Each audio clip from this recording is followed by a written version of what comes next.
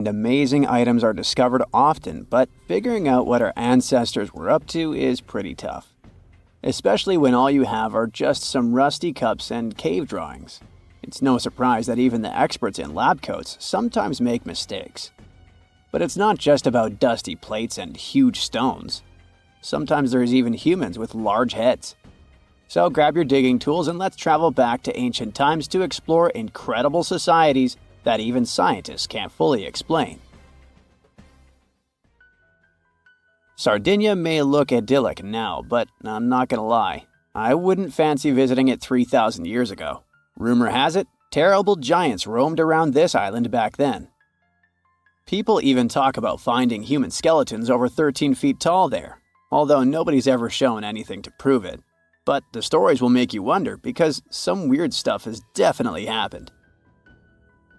In 1974, over 5,000 pieces of broken stone artifacts were found in a part of the island called Monte Prama, but instead of being displayed in a museum, they were locked up in an underground vault for about 30 years. Sounds a bit suspicious, doesn't it? When they were finally displaced in 2005, scientists put the pieces together to find statues of 38 giant men standing 8 feet tall. Not quite as tall as the legendary skeletons, but still pretty huge. It's thought these statues were made by the Nuragic people, who lived on the island a long time ago.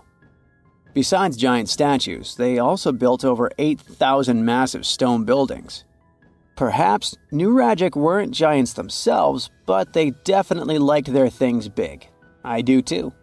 I like a big number of likes on our videos. That would be pretty great. Thank you if you liked this and subscribed. Now back to the video.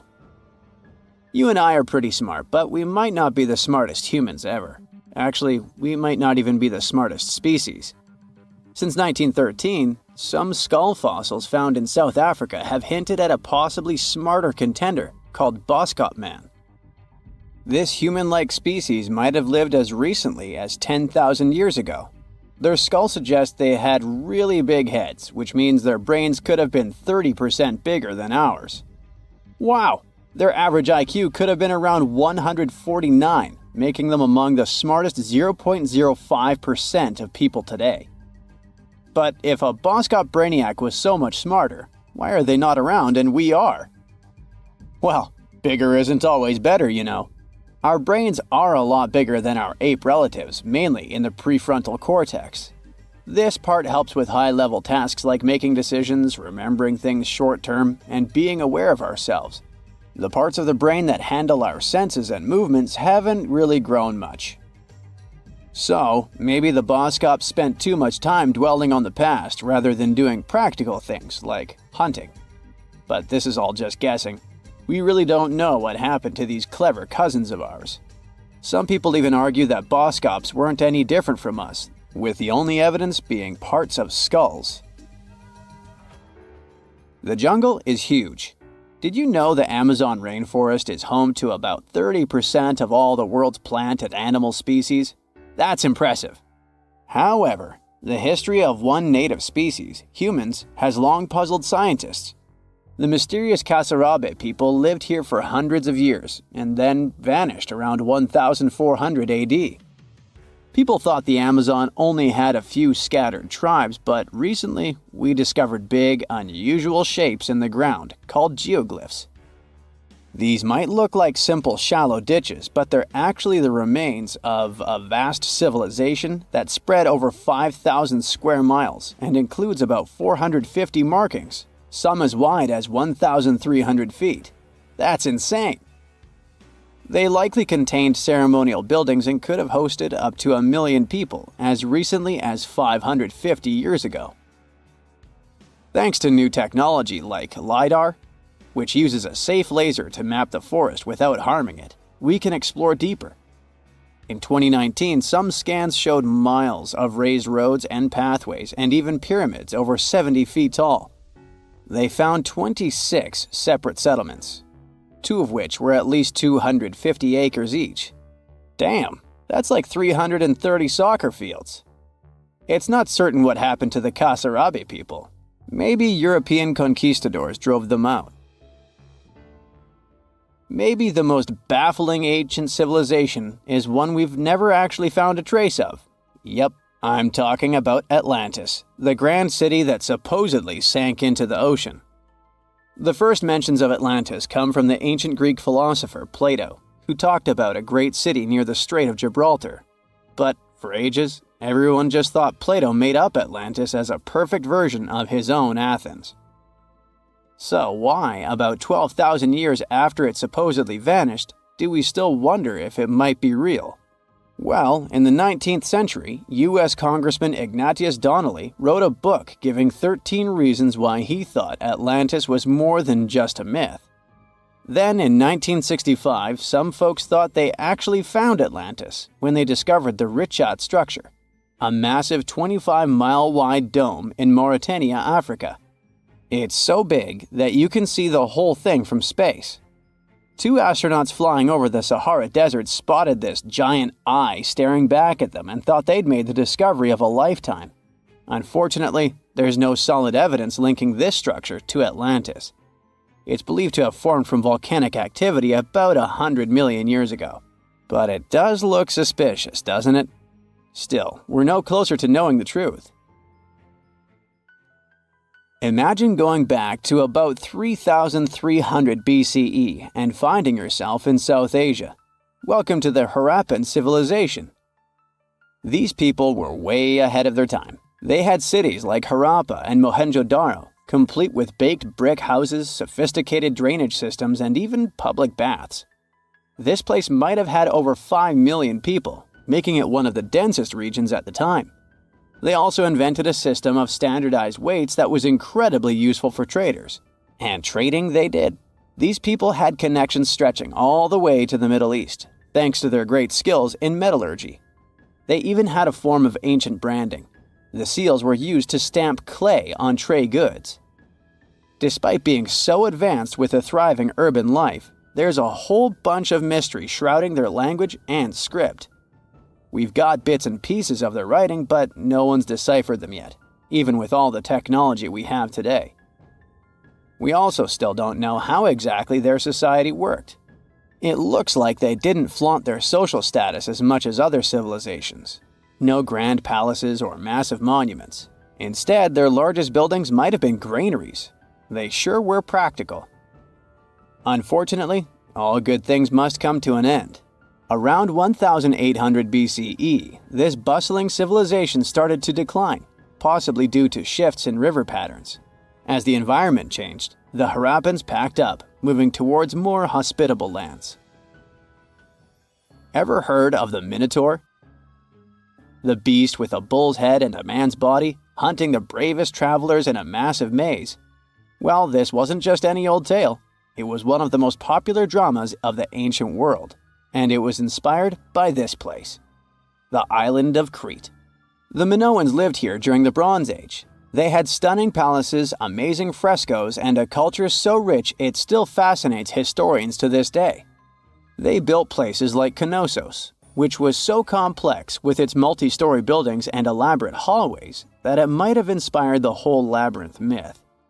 Their engineering was so ahead of its time that even their drainage systems were more advanced than what many of us have today. Let me know in the comments which of these stories you find the most fascinating, and thanks for watching. The ancient Indian texts mention beautifully decorated chariots or entire palaces called vimanas that could take off and, in a matter of seconds, fly away as far as space. Some people believe these vimanas only existed in Indian mythology, but it's also possible that they were based on a real technology that had been lost over the centuries. According to the Vedas, ancient Indian religious texts, there was the elephant vimana with several engines and many other types named after animals and birds. There was one for local travel, one for visiting different countries, and one for traveling to the moon and various planets. They could develop a great speed. One vimana had the superpower of invisibility. Another one was shaped like a sphere and was built on the winds produced by Mercury. This vimana was said to generate an enormous ray like the sun and make noise like the storm's thunder. All the vimanas were unbreakable and perfect for attacks on foes. Now, to operate a Vimana, you'd need to know a lot of stuff, pretty much like today's airplane pilots. 32 secrets in total. They'd cover the aircraft structure and the secrets of taking off and maneuvering without crashing. That's a good thing. The pilot was also expected to know how to be seen and unseen, how to be hidden, how to be quick, how to manage contractions and expansion, and many other tricks. To hide the flying machine from foes, the pilot was instructed to move to the 8th atmospheric layer above the Earth and use the power of dark solar rays. This instruction might sound a bit weird, but there were others, more realistic ones, which still make sense in modern aeronautics. There are sections of ancient texts on the Vimanas that focus on details like flight paths, pilot training, navigation, and even suitable clothes for pilots and recommended food for long flights. There was also a lot of technical detail about the use of heat-absorbing metals, the metals utilized, and melting points. The supporters of the theory that the Vimanas were more than just myths are sure that the ancient Indians would unlikely go into all these details just for a beautiful story. So, the flying palaces might have been real and way ahead of their time, like many other great Indian inventions. Back in the 6th century BCE, an Indian physician named Sushruta basically wrote the original guide to medicine and surgery. They even called him the father of surgery for his work. Sushruta laid down the details on hundreds of medicinal plants and described complex surgical procedures. He gave instructions on nose reconstructions and skin transplants from one part of the body to another. The original method of rhinoplasty, which involved taking a piece of skin from the forehead to reconstruct the nose, is still used today. But back then, it had a slightly different purpose than surprising your followers on social media. Those nose jobs helped out folks who had lost their noses as punishment for crimes or in fights. Now, you gotta thank an ancient Indian math prodigy for the invention of zero. It might not seem like a big deal, but without it, we would have no binary system and no computers. People before the 5th century CE were only thinking about some sort of a sign to indicate nothing. The invention made addition, subtraction, and other mathematical operations a whole lot easier. You can see the oldest zero in existence carved in the wall of a temple in Gwalior, India. The Indus Valley Civilization was using rulers in 1500 BCE and earlier. Made from ivory, these rulers were found during excavations in what is present-day Pakistan and northwestern India. They were widely used in architecture with amazing accuracy. They had units corresponding to slightly over 1 inch that were marked with precise subdivisions within 5/1000ths of an inch. The next invention is more of a concept than a physical item. Standardization is all about setting the rules based on a bunch of people, things, or interests. One of its cool applications that we've all gotten used to is standard weights. Whether you're using pounds or kilograms, you need these universal measurements for weight, right? For this, we owe a big shout-out to the merchants from the Indus Valley Civilization who lived around 4,000 years ago. They were measuring everything from food grains to fancy luxury goods using these standardized weights. And their weights had decimal and binary mathematical systems going on. They didn't have high-tech gear, but they pulled off some serious precision using complex calculations and even sand for construction. Their art of standardization made its way to Persia and Central Asia, basically becoming the global weight-watching standard. So, if yoga is your go-to exercise, you definitely have a personal reason to appreciate the ancient Indian geniuses. Over 5,000 years ago, during the rule of the Indus-Sarasvati civilization in northern India, yoga was first mentioned in the Vedas. Yoga was refined and shaped over the centuries until it grew into a massive teaching with over 200 sacred writings dedicated to this way of obtaining enlightenment. At the beginning of the current era, yoga got a new trajectory thanks to a Hindu writer who laid down a system of yoga in his text, the Yoga Sutras. It became a whole-body rejuvenation, a life-extending practice with poses that you are still doing on the mat today. Yoga has reached the Western world only in the 19th century, and it caught on like wildfire. Chess, the all-time top game for intellectuals, is also an Indian invention. Its ancestor was called Chaturanga, and it was a strategic board game that started gaining popularity around 3,000 years before the current era. This early Indian version of chess was played by 4 people, not 2, and had 64 squares. Each player had 8 pieces, ranging from pawns to kings, bishops to knights, and there was no standard 6-faced dice. They rolled with an oblong one. Players facing off were actually allies, forming 2 teams based on the direction they sat. Chess that we know and love today was first mentioned in ancient Indian literature in a legend. It said that the wife of a villain called Ravana had invented the game to amuse him. Now, the word shampoo comes from the Hindi word, which means to soothe or knead. The substance was invented in India in 1762 and was originally used for head massages, hence the name. The first shampoo was made of natural oils and herbs. British traders fell in love with the idea and brought it back with them to England. It took years for the original head massage oil to evolve into shampoo as we know it today, but it's still an Indian invention. Unlike the ancient Greeks, who wore animal skins, the Indians started cultivating cotton back in the 5th and 4th centuries before the current era. They used cotton threads to produce fabrics that soon became a huge hit in the Mediterranean and beyond. Jute and wool also have their origins in India. Cashmere, the finest and most exclusive type of wool, actually comes from the Kashmir region of India. Buttons that sit proudly on that cashmere cardigan of yours also have ancient Indian origins. Some 5,000 years ago, the Indus Valley civilization started cutting seashells into geometric shapes with tiny holes in them. First, they were just decorations, but then people started using them to fasten clothes. Now, when you think about radio communication pioneers, Marconi's name usually steals the spotlight. He got a Nobel Prize in Physics in 1909 for his groundbreaking radio work. But there's an unsung hero in the radio waves game, and his name is Sir Jagdish Chandra Bose. He spilled the beans on radio communication way back in 1895. He shot an electromagnetic wave across 75 feet at the town hall in Calcutta, and it went through walls, rang a bell, and even set off some gunpowder. Marconi took a page from Bose's book, using his invention, the Mercury Coherer, as a blueprint for his own two-way radio. Bose didn't patent his genius creation, so he only got his credit a century later. On October 30th, 1759, the inhabitants of the Middle East were jolted awake by an earthquake. Cracks appeared in the walls of their homes, roofs began to crumble. People ran out of their homes and gathered in open areas, but because of strong shocks, they kept losing their footing and falling.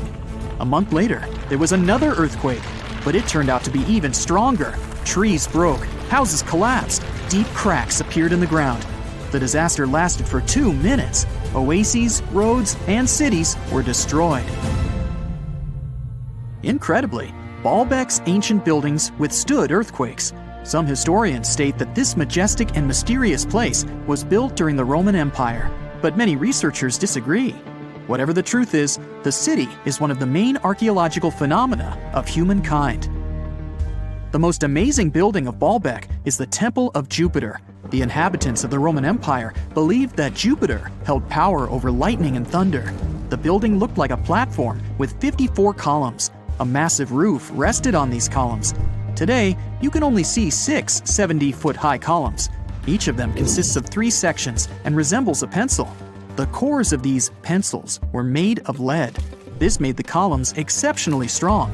Each of these pieces of stone weighed an incredible 80 tons. That's the weight of 35 Ford Explorer SUVs. Look, this is the largest block in the Great Pyramid of Giza. But compared to the blocks from Baalbek, it doesn't even look that impressive. The foundation under the Temple of Jupiter was preserved. That's how specialists figured out it consisted of about 25 monolithic stones, weighing 450 tons each. It means that the blocks from Baalbek weigh almost 4 times more than the blocks from Egypt. There are 3 more enormous limestone blocks in the foundation. They weigh 800 tons each. This is more than twice the weight of a Boeing 747 plane. Ancient builders must have had a hard time carving such giants from a piece of stone. And after that, they also had to pull them to the construction site and lift them to a significant height. Repeating these logistics would probably turn out to be a nightmare for present-day builders. To do this amount of work, they would need modern equipment. But Baalbek's constructors didn't have trucks, cranes with circular saws, or electricity. How did the builders of the past manage to do this? Scientists have a theory that includes ropes, winches, and lever systems.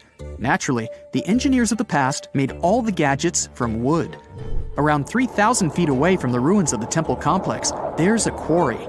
Archaeologists suppose that's where the stones for the construction were cut. They found a block of limestone there. It seemed to be too large, even for this incredible place. The monolith got called the Stone of the South. It was 65 feet long and 13 feet wide. The ancient builders didn't have time to completely separate it from its mother rock.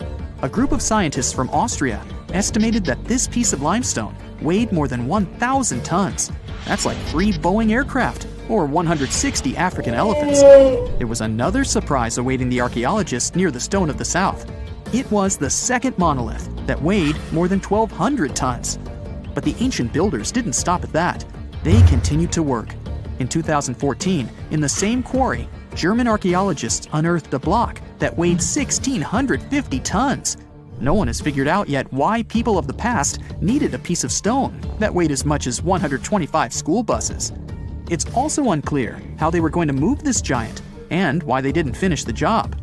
In any case, this third monolith is the largest processed piece of stone in human history. There are more questions than answers. Some researchers believe that people of the past had high-tech equipment. Others don't think so, but are eager to understand how the builders managed to move those stones. There's a huge number of ancient buildings and artifacts on the planet. Lots of them make researchers scratch their heads. Near the Pyramid of Djoser in Egypt, archaeologists have found a network of tunnels. This place is called Serapeum. It contains 24 sarcophagi weighing from 70 to 100 tons. The giant boxes are carved from a single piece of granite and covered with heavy lids. The sarcophagi are perfectly symmetrical. To the touch, their walls are as smooth as glass. Even with the current level of technology, this is very difficult to do. But the ancient Egyptians managed this feat. The Lycurgus cup is a priceless artifact and example of ancient nanotechnology. It's made of glass that can change its color. If you put a source of light in front of the cup, it turns green. If the light is behind the goblet, it becomes deep red. In this case, the figure of Greek king Lycurgus turns pale purple. Scientists understood how this color change worked only at the end of the 20th century. Through microscopes, they saw nanoparticles of silver, gold, and copper. They had been added to the glass matrix. Thanks to this, you can observe a color change called dichroism. Interestingly, the gold and silver were grounded into a fine dust. It's almost impossible to do this by accident. Most likely, the ancient experts knew for sure what they were doing. Bolivia has a curious place called Puma Punku. It looks as if an ancient giant played there with an enormous construction set. And after the game, they forgot to put the pieces back into the box. But there are no giants, and the huge stone blocks were carved by ancient builders over 1,500 years ago. Some of the rocks weigh 100 tons. The blocks were brought to an altitude of almost 13,000 feet above sea level from the quarry 60 miles away from the construction site. There's no forest in that area. This means the builders couldn't use trees to make wooden rollers. The monument belongs to the Inca civilization. Scientists are sure they didn't know anything about wheels. In 1992, the inhabitants of a Chinese village decided to drain a pond.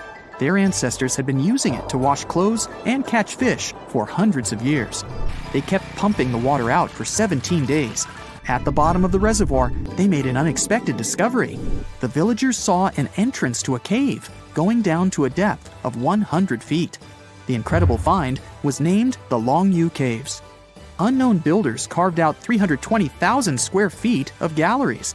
There are separate rooms, bridges, pools, and columns that support the ceiling. The walls of the cave are covered with strange carved lines and patterns. Scientists haven't found any information about who built the caves and why they did it. The construction technology also remains a mystery. Antonio Stradivari lived in Italy in the 18th century. He created musical instruments. More than 600 of his works have survived to this day. 500 of them are violins. One of the instruments was sold at auction for $16 million. The violins made by this master sound clear and deep. Researchers can't understand why Stradivarius instruments produce such unique sounds. Perhaps it's all about the varnish the master used to cover the violins. The answer may also lie in the wood the instruments are made of. In those days, Europe had a cold climate. Because of this, the wood became denser, and the instruments made of it sounded especially pleasing to the ear. In the Indian city of Delhi, there's a 23-foot-high pole. It weighs 6.5 tons and is made of 98% wrought iron. The 1,600-year-old pillar has no signs of rust or decay. Scientists believe that the monument is so well preserved thanks to the dry weather and the chemical composition of the metal. It might be resistant to corrosion. And still, researchers don't know how the blacksmiths managed to make an iron pillar that's not afraid of rust. It seems like a tough feat, even for modern metallurgists. The Al-Nasla rock is divided into two parts by a perfectly straight slit. Each boulder stands on a small pedestal. Some people believe this is the evidence of ancient laser technology. But geologists think the split happened due to the ground shifting or natural vibrations that occurred under the rock. This process led to the appearance of the crack. It had been deepening for thousands of years, and gradually, the natural monument took the form you can see today.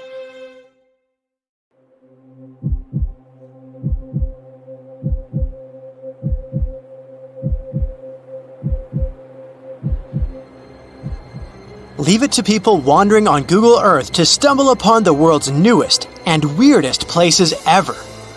Like this mysterious pyramid discovered in Antarctica. Soon enough, the internet blew up with all sorts of theories regarding this unusual shape. Could it be a sign from a different life form? Is this pyramid indeed natural, or is it man-made? For starters, it's not the first time we've discovered a pyramid in the Antarctic. The first one was observed by the British Antarctic expedition in the 1910s and kept secret for a long time.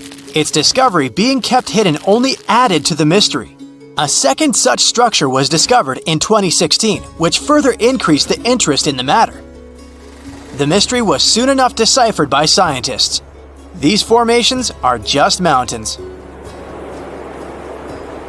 They're located near the Ellsworth Mountains, a range over 250 miles long, so they're just mountain peaks that have broken through the ice sheet. As for their particular shape, it's just a coincidence. Pyramids are found throughout nature.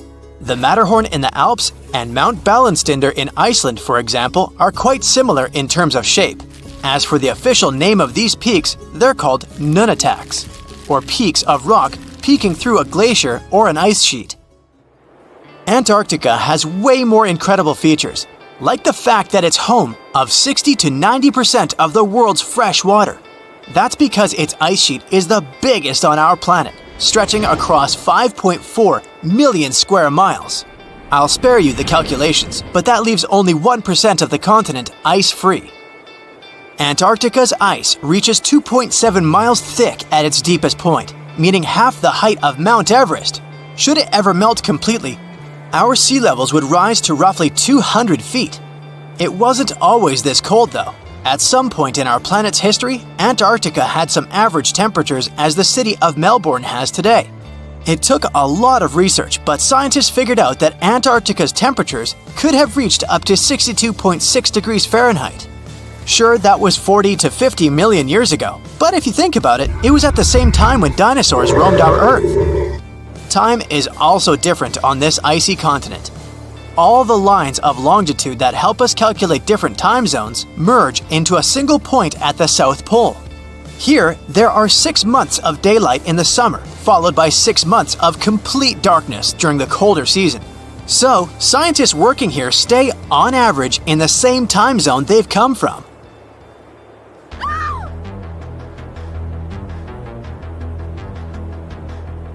The Blood Falls aren't a chapter of a thriller movie. They are merely a series of waterfalls located in one of the driest regions of Antarctica. They emerge from an underground lake filled with a special type of bacteria. These little organisms use sulfates as fuel instead of sugars, which makes them very intriguing for scientists. The water contained in this lake is so full of iron that it basically just rusts when it meets air. So, the reddish color of the waterfall also gives it its trademark name. The megalodon was the largest predator ever known in our planet's history. In terms of its location, the megalodon lived practically in all waters on our globe, except near the poles. The reason why there are no megalodon teeth found in Antarctica is probably because the gigantic creature was adapted to only warm tropical and subtropical waters. If you plan to visit Antarctica by boat someday, just know you might not get there on a non-metallic boat. The hull of your transportation device must be made of either steel or aluminum to withstand the harsh weather conditions here. Antarctica isn't home to a lot of bugs. In fact, there is only one true species of insect that calls this place home. It's a wingless midge called Belgica antarctica. This fly is so tiny that it only reaches 0.08 to 0.23 inches long, but it's still the Antarctic's largest terrestrial animal. A lot of Antarctic fish also come with an antifreeze substance in their blood. They don't necessarily need it for protection against the cold temperature, but mostly against touching ice. These antifreezes are made up of large glycoprotein molecules. They surround any small ice crystals that may form, making sure they don't spread through the animal's tissues, which could cause a lot of damage. They also create a sort of small pillow blocking the sharp ice crystals, so they're less likely to cause any pain. It also doesn't rain a lot here on this icy continent, but one amazing meteorological quirk of Antarctica is that it's full of diamond dust. This dust is basically small ice crystals that pop out of humid air close to the Earth's surface. Think of it like an icy fog. As they flow through the air and get touched by sunlight, they begin to sparkle, making visitors here feel like they're surrounded by diamonds. It's probably the last place you'd want to go into labor, but in 1978, the first person was born here ever. Emil Marco Palma was its name, and ever since, 10 other people have been born here in Antarctica. There's a lake on this icy continent that is so full of salt, it makes it impossible for it to freeze over, even if temperatures can go as low as 5 degrees Fahrenheit. That's because pure water freezes at 32 degrees Fahrenheit. Water that has salt in it, or any other substance for that matter, will freeze, but at a way lower temperature. That lower temperature is adjustable depending on the substance itself and the amount that has been placed into the water. Antarctica was the last official continent to be discovered. It remained completely unseen until the 1820s. But it took another 20 years to confirm it was actually a continent and not just a group of icy islands. Just because it's really cold here doesn't mean you can't go on a date here. One December night, an American scientist that was posted in Antarctica logged into a dating app simply out of curiosity. He was certain no other profiles would show up, but to his surprise, he found someone soon enough. Another researcher who was stationed just 45 minutes away, by helicopter of course. They eventually got together and went on the first date in Antarctica ever recorded. Apart from ice, this continent has something else way more abundantly than any other piece of land on Earth: meteorites. If we look at the research done by scientists, meteorites have equal chances of reaching any place on our planet. However, once they go through our atmosphere, the situation is a bit more complex. That's because different climates on our planet, like the humid ones found near the jungle, have a lot of moisture and oxygen, which will corrode most meteorites. The climate in Antarctica is really dry, so the possibility of meteorites corroding is little to none. More so, it's way easier to spot these rocks on the icy white surface of this area than in any other place on Earth. If you're not scared of the cold, you'll surely freak out when you hear about the winds here. That's because Antarctica is for the most part the windiest place on Earth. Wind speeds have been reported here to reach even 200 miles per hour. If there's a question that still baffles archaeologists to this day, it's this one. How did the ancient Egyptians build those magnificent pyramids? As far as we know today, their resources were quite limited, especially in terms of tools and building materials. We still don't have a fully satisfying answer, but hey, we've got some pretty amazing theories worth considering. The leading contender among these theories involves the clever Egyptians employing a sneaky strategy. Now picture this. They constructed a slanted and curving mound made of bricks, earth, and sand encircling the pyramid to be. As the pyramid grew taller and taller, they simply increased the height and length of this wacky structure. It's like they were playing an ancient game of Jenga. Now, how did they get those massive stone blocks up there? Well, according to the legendary ancient Greek historian Herodotus, they used sleds, rollers, and levers. It sounds like they turned construction into a supersized game of tug-of-war. And guess what? Herodotus also claimed that the Great Pyramid, the one from Giza, the granddaddy of them all, took a whopping 20 years to build. There's more. Herodotus also dropped a mind-boggling number on us. 100,000 men were supposedly involved in this pyramid extravaganza. Did they hire the entire Egyptian population? Well, it might not be as far-fetched as it sounds. These men were probably mostly farmers, so they probably focused on the pyramids when there wasn't much work to be done in the fields. Like during the flood season of the Nile River. Obviously, specialists in the archaeological community had something to add to this theory. By the late 20th century, they discovered some evidence that suggests the workforce might have been smaller and more permanent than previously thought. Instead of a massive army of 100,000 pyramid builders, they proposed that a modest crew of around 20,000 workers, accompanied by support personnel like bakers, physicians, and even spiritual leaders, could have gotten the job done. There was also this theory that claimed that the pyramids were actually built from the top downward. It suggested that these colossal structures were nothing more than isolated hills used as quarries. The stones were supposedly drawn from these hills, and over time, competing engineers took charge and transformed them into the iconic pyramids we know today. Now, before you dismiss this theory as a wild fantasy, some folks thought it wasn't completely crazy. After all, there are instances where isolated hills exist, so maybe this theory had a tiny glimmer of truth. Whether it involved ramp building or ingenious work schedules, one thing is clear. Those pyramids have definitely left their mark on history and on our imaginations. Now, speaking of ancient Egyptian mysteries, there's this gigantic unfinished obelisk sitting in ancient Egypt, and scientists are trying to figure out how it was shaped. Now, some people suggest that our industrious ancestors used handheld pounders to get the job done. One expert has a different take on the matter, though. He argues that if we take a closer look at the pattern left behind by the shaping tool, we'll notice something peculiar. The walls of the trenches surrounding the obelisk display a neat and even pattern, which is pretty unlikely if they were pounded away by mere mortal hands. According to this expert, those horizontal striations are usually the result of a tool that takes breaks while removing material, leaving its mark on the surface. But wait, there's more. Imagine the tool being rocked back and forth against the trench walls, clearing away the waste to keep the trench from narrowing. Well, in that case, the tool might have left some funky horizontal striations where it was pressed against the sidewall. This sounds like some fancy technology at play, don't you think? And guess what?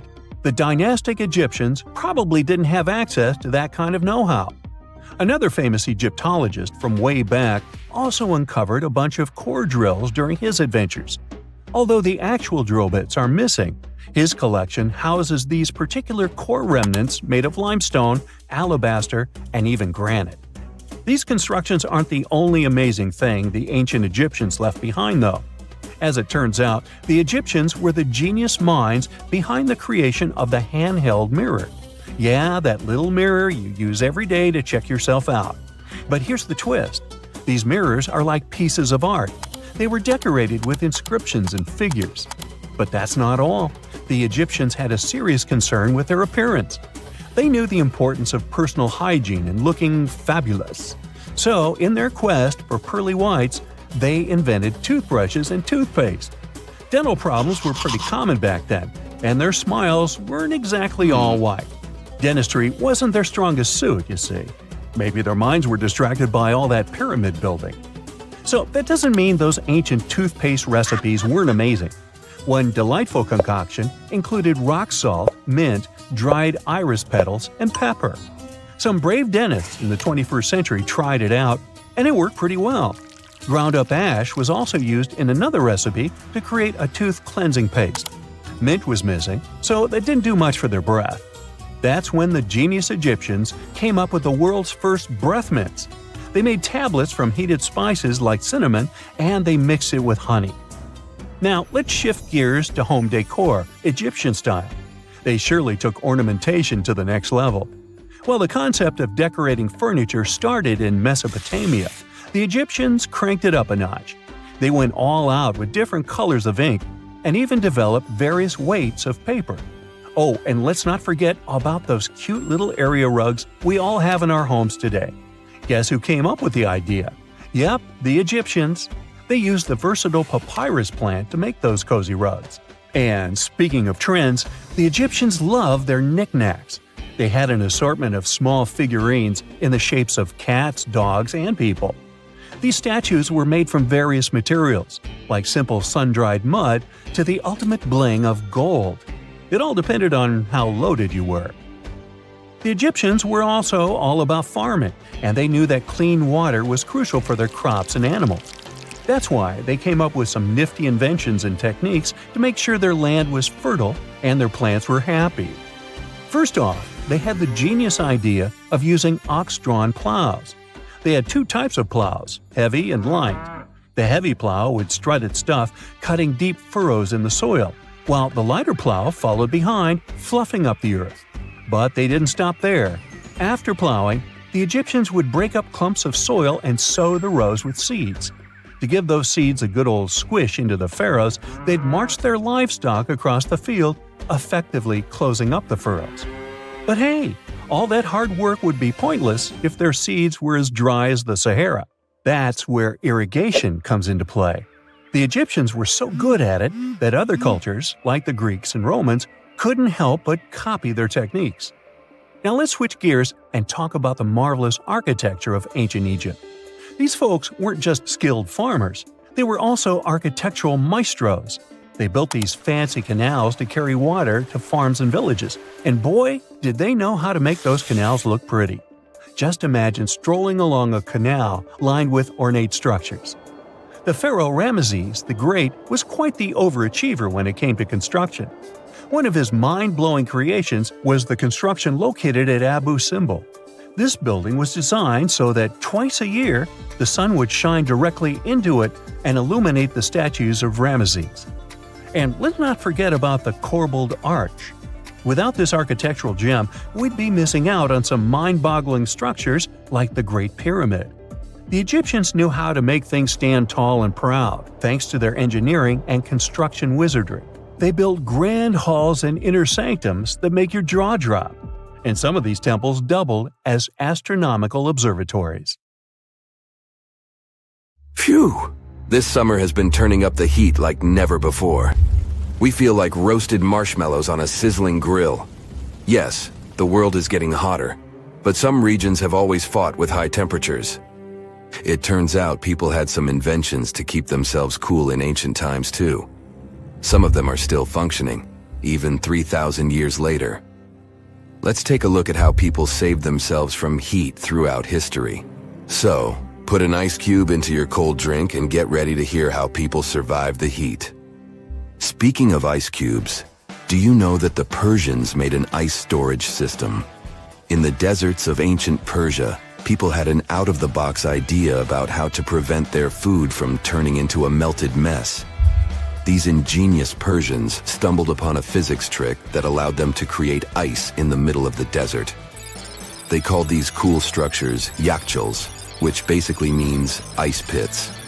These ice pits were not your ordinary coolers. They were like secret underground fridges. They looked like dome-shaped mud brick structures on the outside, but inside, it was a whole different world. These ice pits had an evaporation cooler system that worked like magic. At night, when the desert cooled down, Persians made use of the radiative cooling effect.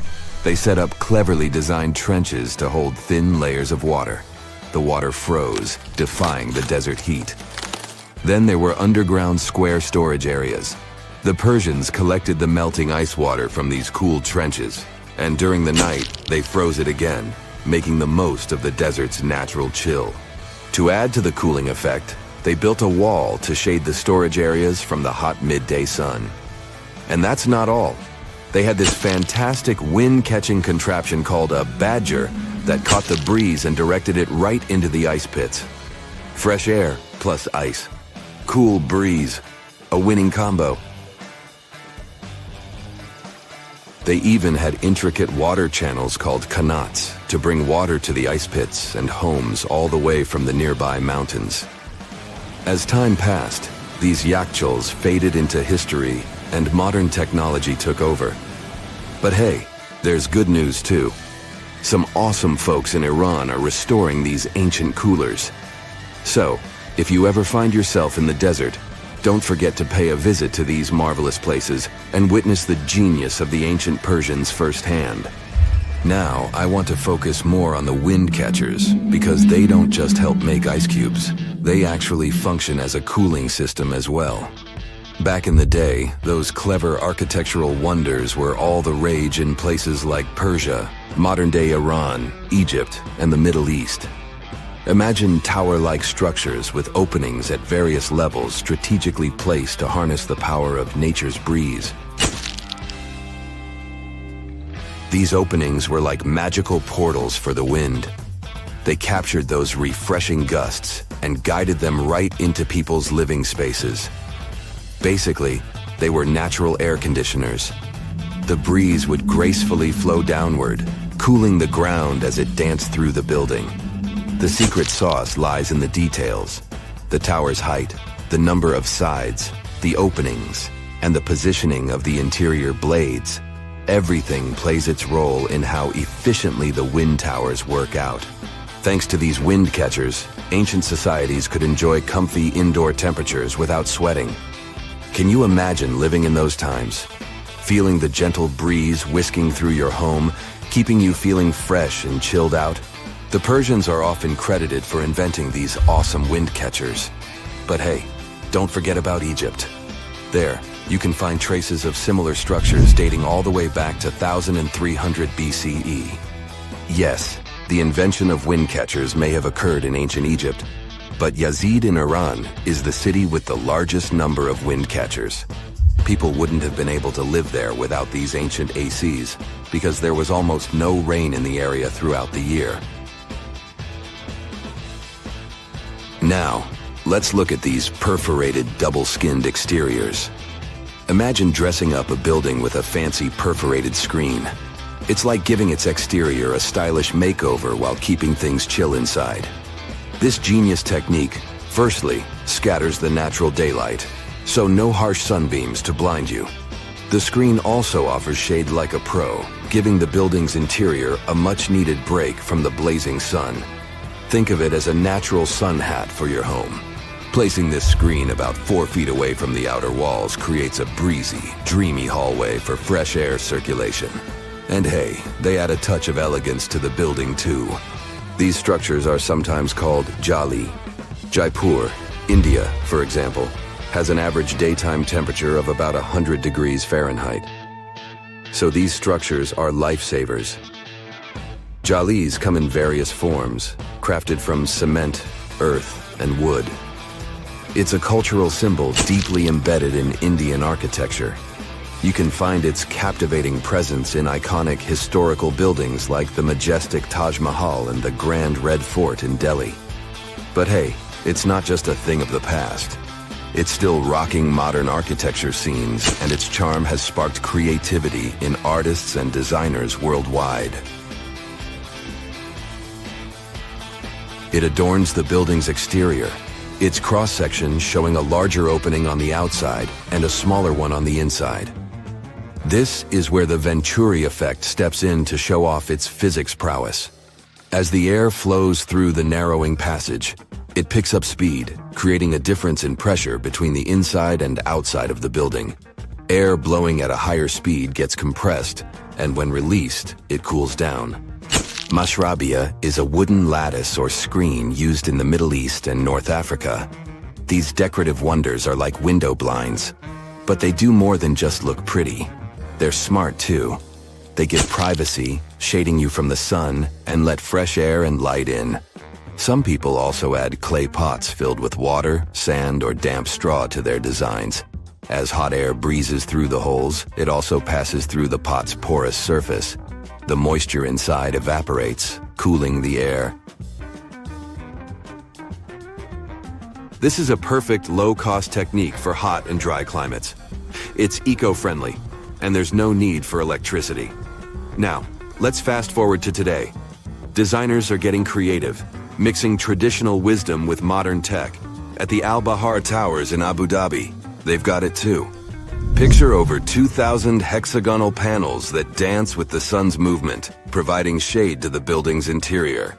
Water evaporation was another secret weapon for ancient people. Simple, yet super effective. Plus, ancient Egyptians hung wet mats and curtains in doorways.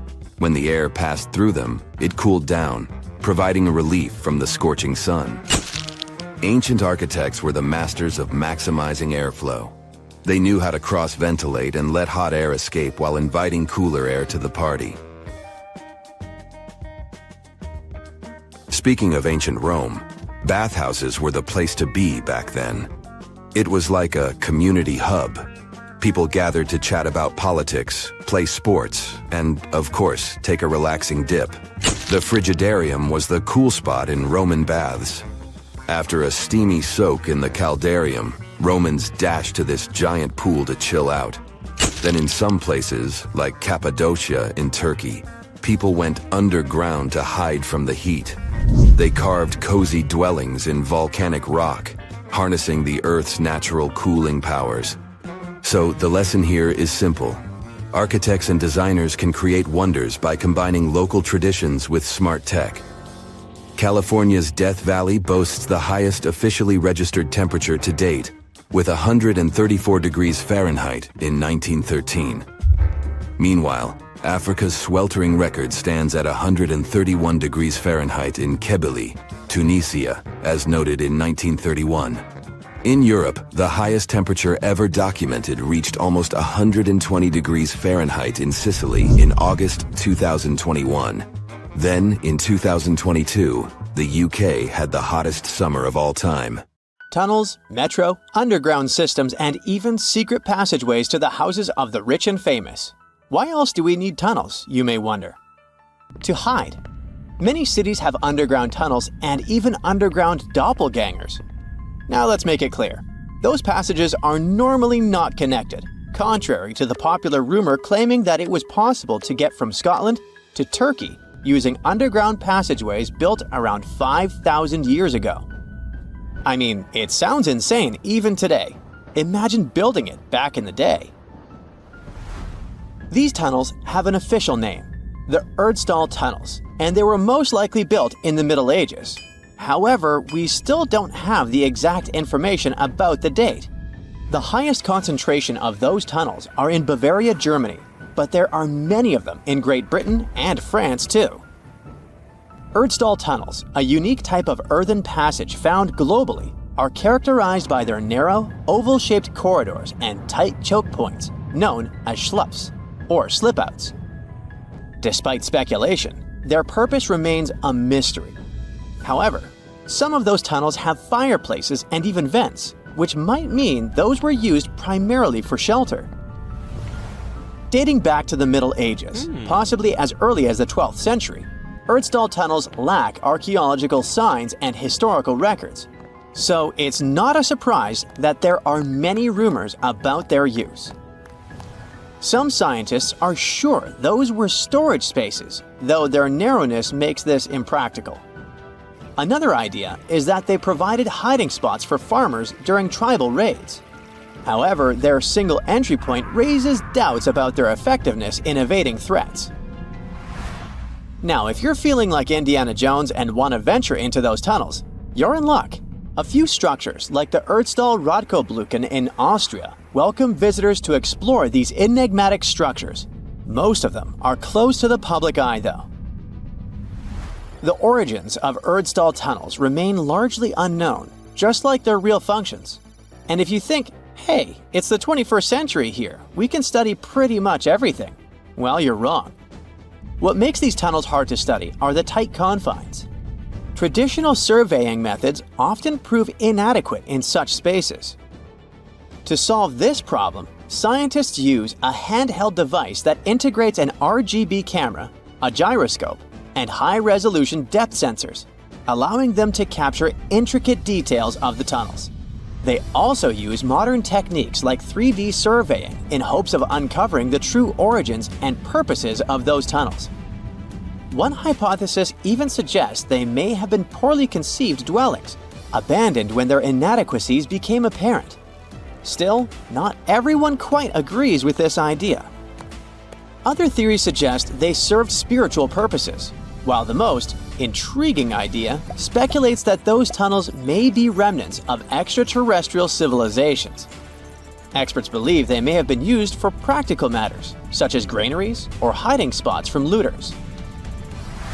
As we don't have exact info on who built it and when, it may be pretty much anyone, even a sloth. Nope, I'm not a lunatic. Sloths can build giant tunnels. Check this out. In 2009, a farmer in southern Brazil was driving his tractor through a cornfield when it suddenly sank into the ground. He quickly discovered he had broken through the top of an underground tunnel. When researchers came to investigate, they found a tunnel around 6.5 feet high and the same 6.5 feet wide, extending about 50 feet long, right beneath the farmer's house. When they looked closer, they instantly saw deep claw marks on the walls. That was the proof the tunnel wasn't human-made. So that thing the farmer uncovered was a megafauna paleoburrow, a prehistoric tunnel dug by ancient creatures like giant ground sloths or giant armadillos from over 10,000 years ago. I know, it's hard to imagine those beasts, but let me help you. Take a hamster. Now, increase it to the size of an elephant. Don't forget, this 13-foot-tall hamster could also walk on two legs. During their time, around 15 million to 10,000 years ago, many species of sloths and giant armadillos roamed the Americas, some even digging similar tunnels. Today, many of these tunnels are filled with sediment, though some remain clear, similar to the one the farmer discovered. This 2009 find sparked significant interest, leading to the discovery of over 1,500 paleoburrows across southern Brazil, making it the era with the highest concentration of such sites worldwide. But no one knows exactly why there are so many of them in southern Brazil. While some paleoburrows exist throughout South America, none have been found in North America, which is weird since those huge sloths roamed the entire continent. The exact purpose of these large tunnels remains a mystery, but scientists believe they may have served as nursing spaces, temperature regulation, or hibernation areas. Tunnels likely developed over centuries as successive generations of sloths and armadillos expanded them. Now, let's take a look at fugus. No, not the Japanese fatal delicacy, and no, not a town in New Guinea. To see them, we gotta travel to the UK. So fugus are underground structures too, but they don't look exactly like tunnels. They are dry stone structures. They look as if a cave had been decorated with stones from the inside. There are only around 15 of them found so far, and most of them are located in Cornwall. According to the estimates, those tunnels were built about 2,400 years ago, and they're still in pristine condition, which is truly fascinating. I mean, back in the day, people had no cool machinery whatsoever, yet their structures still last. And if you dare to buy an apartment today, well, chances are you won't be too happy about the quality. Going back to our fugus, there's nothing extraordinary about their supposed purpose. They could be used for spiritual purposes, as a place to hide, or a food storage. The latest application, though, is a bit weird. I guess it's not a secret for anyone that England is famous for its excessive humidity. And if you want to store your food properly, you gotta avoid the humidity at all costs. Otherwise, say welcome to mold and fungi. But ancient people weren't dull-witted at all, or they wouldn't have survived, and you and I wouldn't be around now.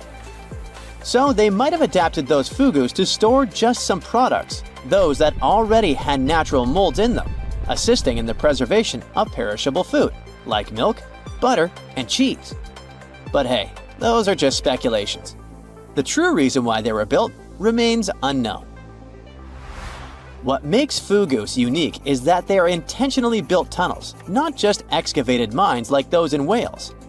They were crafted by digging deep trenches, lining them with stone slabs, covering them with capstones, and then filling over them, all of which took significant time and effort. Still, no matter how hard those were to construct, cities around the globe are often built over intricate tunnel systems, each unique to its location. For instance, Paris is famous for its extensive underground quarries, which were abandoned years ago, but still pose a risk of collapse in certain areas above.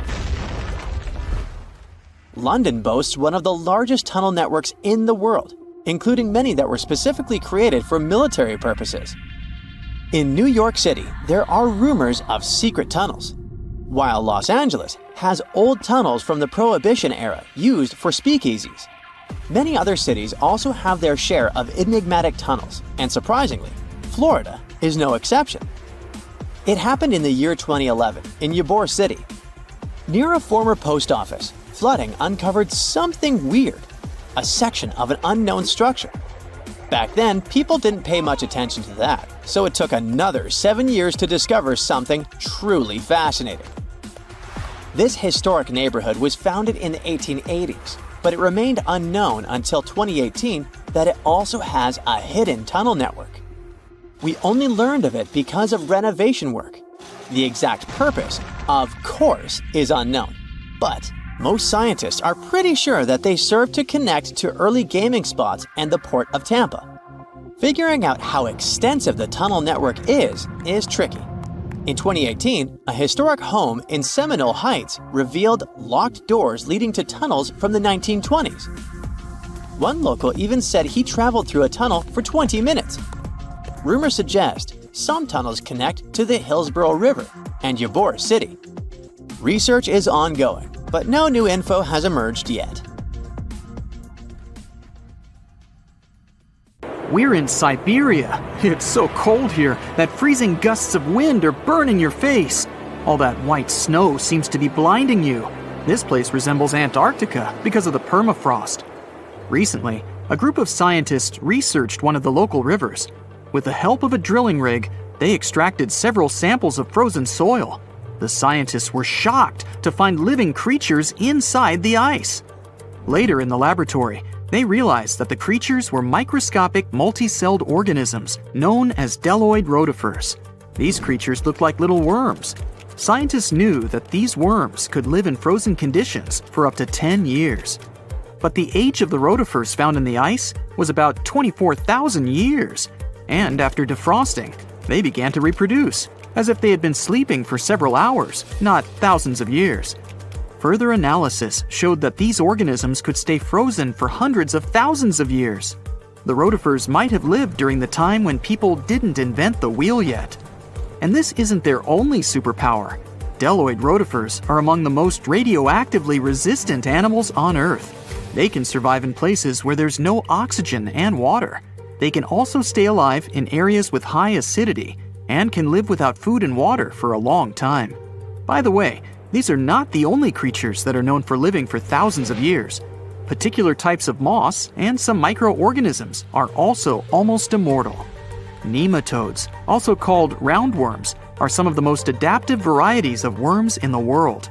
Imagine the Eiffel Tower standing tall and proud.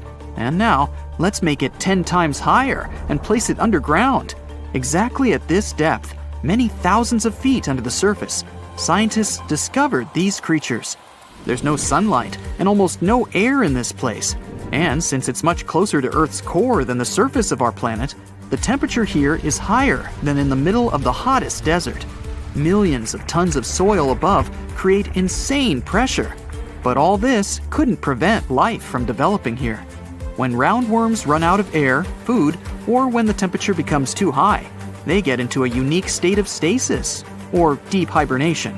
In this mode, the worm's metabolism slows down, and almost all the processes in their bodies stop. The creatures can sleep for a very long time, and only wake up when the environment becomes more livable. By the way, you don't have to go so deep underground to find these creatures. Nematodes are found all over the world. They can live in hot springs, deserts, high in the mountains, among the harsh ices of Antarctica, or inside animals and humans. Our next invulnerable creatures are tardigrades, also known as water bears. These are microscopic, 8-legged invertebrates closely related to arthropods. It's impossible to see them with the unaided eye. But a conventional microscope will allow you to see tardigrades in detail. They look like minuscule bears. They're called water bears because they need a thin layer of water around their bodies at all times. It's necessary to prevent dehydration. Tardigrades have been found in all kinds of environments, from ocean depths to sand dunes. They're incredibly robust, thanks to their unique organism structure. Yeah, they look soft, but their body is covered with a tough cuticle. This coating resembles the exoskeletons of grasshoppers, mantises, and many other insects. Water bears shed their old layer of the cuticle when they need to grow. Each of their 8 legs has 4 to 6 claws, which helps them cling to any surface. The bears can survive at a temperature that's almost 3 times as cold as the temperature in the ice of Antarctica. Heat doesn't harm them either. They have been proved to survive at the temperature that makes water boil. Also, water bears are not afraid of radiation and high pressure. In the depths of the ocean, pressure can destroy alloys of the strongest metals, but these creatures can withstand pressures 6 times greater. But the coolest thing is that they can live in the vacuum of space. Our planet has a magnetic field. This is a shield that protects us from solar radiation. Tardigrades don't need this protection. They can go into near-Earth orbit and come back unharmed, all thanks to a protein protecting their DNA from ionizing radiation. Like other immortal organisms, water bears can fall into a state of cryptobiosis. Tardigrades pull their head and legs inside their bodies and fall asleep. If the surrounding conditions suggest freezing, drying out, or experiencing a lack of oxygen, they will remain in this barrel form until the situation improves. So those are microscopic organisms and microbes that can only be seen through a microscope. But how about something bigger? Meet ironclad beetles. They live in the southwestern US and Mexico. These insects cannot survive high temperatures, live without oxygen, or in conditions of increased radiation. But their shells are so tough that they can only be pierced with a drill or hammer. Their durable exoskeletons are made of a special substance, chitin. It can also be found in the armor of crabs or shrimp. And still, the chitin of the ironclad beetle is so durable that it allows this creature to withstand the impact of a car moving at high speed. In times of danger, they can hide their whiskers and strong legs in special recesses in their shell.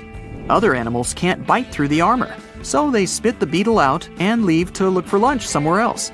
As soon as the danger disappears, the bug stretches out its legs again and goes about its business. Also, the armor saves the beetles from dehydration, which is very useful in hot areas of Mexico and the southwestern US. Inside the exoskeleton, they can store moisture. In other words, these bugs can absorb water whenever they find it and transport this liquid inside themselves. The next creatures are incredibly fragile, but they know how to survive in places where almost no other animals can live. We're going to the southeast of Romania, near the Black Sea. Here, on a desolate wide plain, you can notice a pit. This is a mine leading deep underground. The air on the surface of our planet usually contains around 20% oxygen, but in the mine, it's only 10%. Inside the cave, the air also has an increased content of hydrogen sulfide and carbon dioxide. People can't breathe there without an oxygen tank. We can probably say that the water and air there are poisoned. Almost no animals would be able to survive here. Still, 48 species of living organisms have been found in this cave. 33 of them are newly discovered species. And they aren't the only microbes or bacteria that can't be seen without a microscope. Something bigger lives here. Strange white snails crawl over the walls of the mines. Transparent shrimp and a bunch of unknown kind of leeches swim in the water. White centipedes with huge whiskers and creepy white spiders run on the ground. And they all have been growing here for almost 5 million years. You might notice a water scorpion and another unidentified species of this animal. It doesn't look like its relatives living in hot sands or tropical forests. No living creature here looks ordinary at all. All animals are either white or transparent. They have no eyes, but are equipped with long paws and antennae whiskers that help them navigate in this dark space. The deeper you go into the cave, the less oxygen the air contains. But the number of living organisms is increasing. The air is filled with methane and carbon dioxide. All the inhabitants of this cave have never seen the light of the sun and have never gone out of the darkness. It seems impossible to survive in such conditions where plants don't produce oxygen. The answer to the question of their survival is hidden in a small lake. The surface of the water is covered with strange foam. If you look closely, you can see that this white substance is alive. It resembles soft, wet paper that is easy to tear. The thing is billions of living organisms, bacteria called autotrophs. There's much more carbon dioxide in the cave than there is outside, and these bacteria, like plants, absorb it. But they don't do this with the help of photosynthesis, which means they don't need sunlight. They use water for chemosynthesis. What these bacteria secrete is food for other bacteria, and these other bacteria are food for bigger creatures. A unique food cycle that you can't find anywhere else on the planet only exists here. You take off from Earth and park your spacecraft somewhere near the moon. You're now almost 240,000 miles away from your home planet. That's almost 100 widths of the United States. Now you take out a giant hammer and an enormous chisel using the robotic arms of your spaceship. You place the chisel at the Earth's North Pole and strike its head with the hammer. Earth splits open like an eggshell, and you see it, another planet. It's Theia, and it's hiding inside our planet like a yolk in an egg. You'd need to go back in time 4.5 billion years to find out how it got there. This beautiful nebula will soon become our solar system. Colored dust and various space debris are slowly coming closer toward the common center. Soon this jigsaw puzzle of debris becomes too heavy and dense. The temperature inside the giant is rising. Soon it gets so high that it triggers a nuclear chain reaction. Another second and bam! There's an explosion so powerful that the shockwaves travel far into dark space. And the blinding flash from this blast can be seen from the other side of the Milky Way galaxy.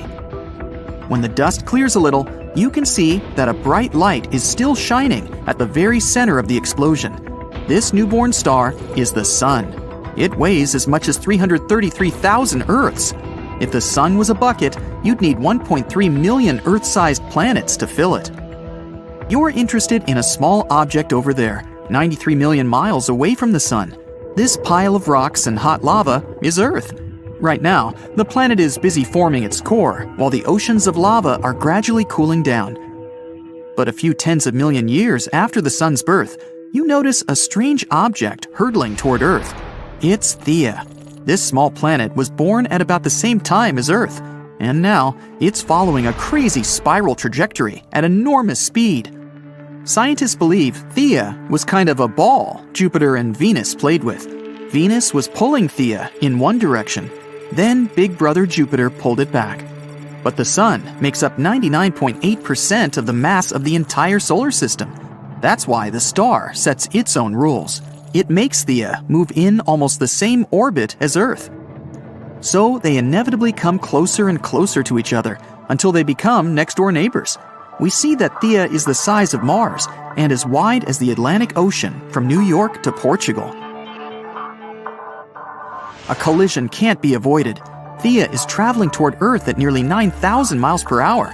That's 11 times faster than the speed of sound. If the smaller planet crashes into Earth at a particular angle, Earth will most likely be torn apart, as well as Theia itself.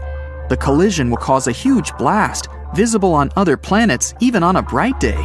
Nothing will be left but some burning dust and debris. Even if Theia touches Earth only lightly, it'll still knock out a chunk of our planet the size of Australia. But the collision with Theia happens at a perfect 45-degree angle. It strikes the Earth at tremendous speed. The explosion literally vaporizes huge amounts of rock, and the shock wave sends the remaining debris into Earth's orbit. A huge crater is formed at the impact site. Soon, it gets filled with boiling lava. The remnants of Theia and the ejected fragments of Earth begin to orbit our planet. According to one version, these fragments form two moons. At first, they travel together, but one day they get too close to each other and collide, forming one large space body. The other theory claims that all the shards start being pulled by the remnants of Theia. Sometime later, they form the moon as we now know it. At that point in the past, though, it's just red-hot rock and lava. The collision at this angle slightly tilts our planet and accelerates its rotation. It's because of Theia that we have different seasons and 24 hours in a day. Earth has lithospheric plates. These are enormous solid pieces that make up the crust of our planet. After the collision with Theia, they start to break and crack. It causes carbon, a primary component of all known life on Earth, to start moving all over our planet. So, Earth gets some kind of metabolism. After a few 100 million years, the first living creatures start to appear on our planet. Over nearly 4 billion years, simple single-celled organisms have been evolving into the life you see today. According to scientists, such a collision is a very rare event. The probability that somewhere out there, there's a planet like ours that has survived the same catastrophe is extremely small. This may be the reason why we are yet to find traces of other civilizations out there in space. Meanwhile, the remains of Theia are still here on Earth. Of course, it doesn't look like an entire planet stuck inside our own. Most of the fragments have melted and blended into the Earth's crust. If you take the top layer off our planet, you'll see two huge lava blobs the size of entire continents. They're right below Africa and the Pacific Ocean. Presumably, these are the remains of Theia. They didn't mix with Earth's mantle because of different densities. It's like mixing water and oil in a glass. The oil will always float up over the water and create an even layer on top of it. But if you raise those lava patches up to the surface, they'd be 100 times higher than Mount Everest. Other remains of Theia might be on the moon. The Apollo space missions brought back many soil samples for analysis. Scientists have concluded that the moon is very similar to Earth in structure. People could drill deep down and take samples there. Then they'd analyze the blobs from Earth. If their structure matched, it'd be 100% proof that Theia did hit Earth 4.5 billion years ago.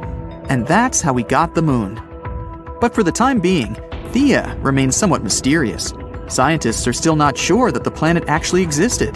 The whole idea perfectly fits the model of the moon's creation. But in fact, this incredible collision may have never happened. Hop on the bright side of life together with our brand new tees, hoodies, and more. Click the link to pick your choice. Now you travel 41 light-years away from Earth to the planet 55 Cancri E. It's about twice the size of Earth and 8 times heavier. You take out your giant hammer again and use it to hit the chisel. The planet cracks, and you see it's a giant diamond. The temperature on this planet is tens of times higher than that of Earth, and its soil is rich in carbon. The heat puts a lot of pressure on this carbon. Its structure changes. First, it turns into graphite. Some more pressure, and graphite turns into diamond. On Earth, diamonds form at depths below 60 miles, where the pressure is 50,000 times greater than on the surface. The temperatures there rise over 1,000 degrees, which is as hot as fire. Diamonds are ejected closer to the surface in volcanic eruptions. Still, people have to dig mines 1,500 feet deep to find these beautiful gems. The Golden Jubilee diamond is the biggest cut and faceted diamond on Earth. It weighs as much as a chocolate bar and is the size of a hamster. Its price is about $12 million. Now imagine a diamond the size of an entire planet. You decide to fly back to the solar system. Your destination is Jupiter's moon, Europa. It's as wide as the distance between Seattle and Houston, and its mass is less than 1% the mass of Earth. Its surface is enclosed in an icy crust. It's about 19 miles thick. But what if you crack this crust with your giant hammer? Wow, Europa is completely covered in water. It's freezing here, 3 times colder than at the North Pole on Earth. The water turns into ice almost instantly, but the ocean beneath the surface is still liquid.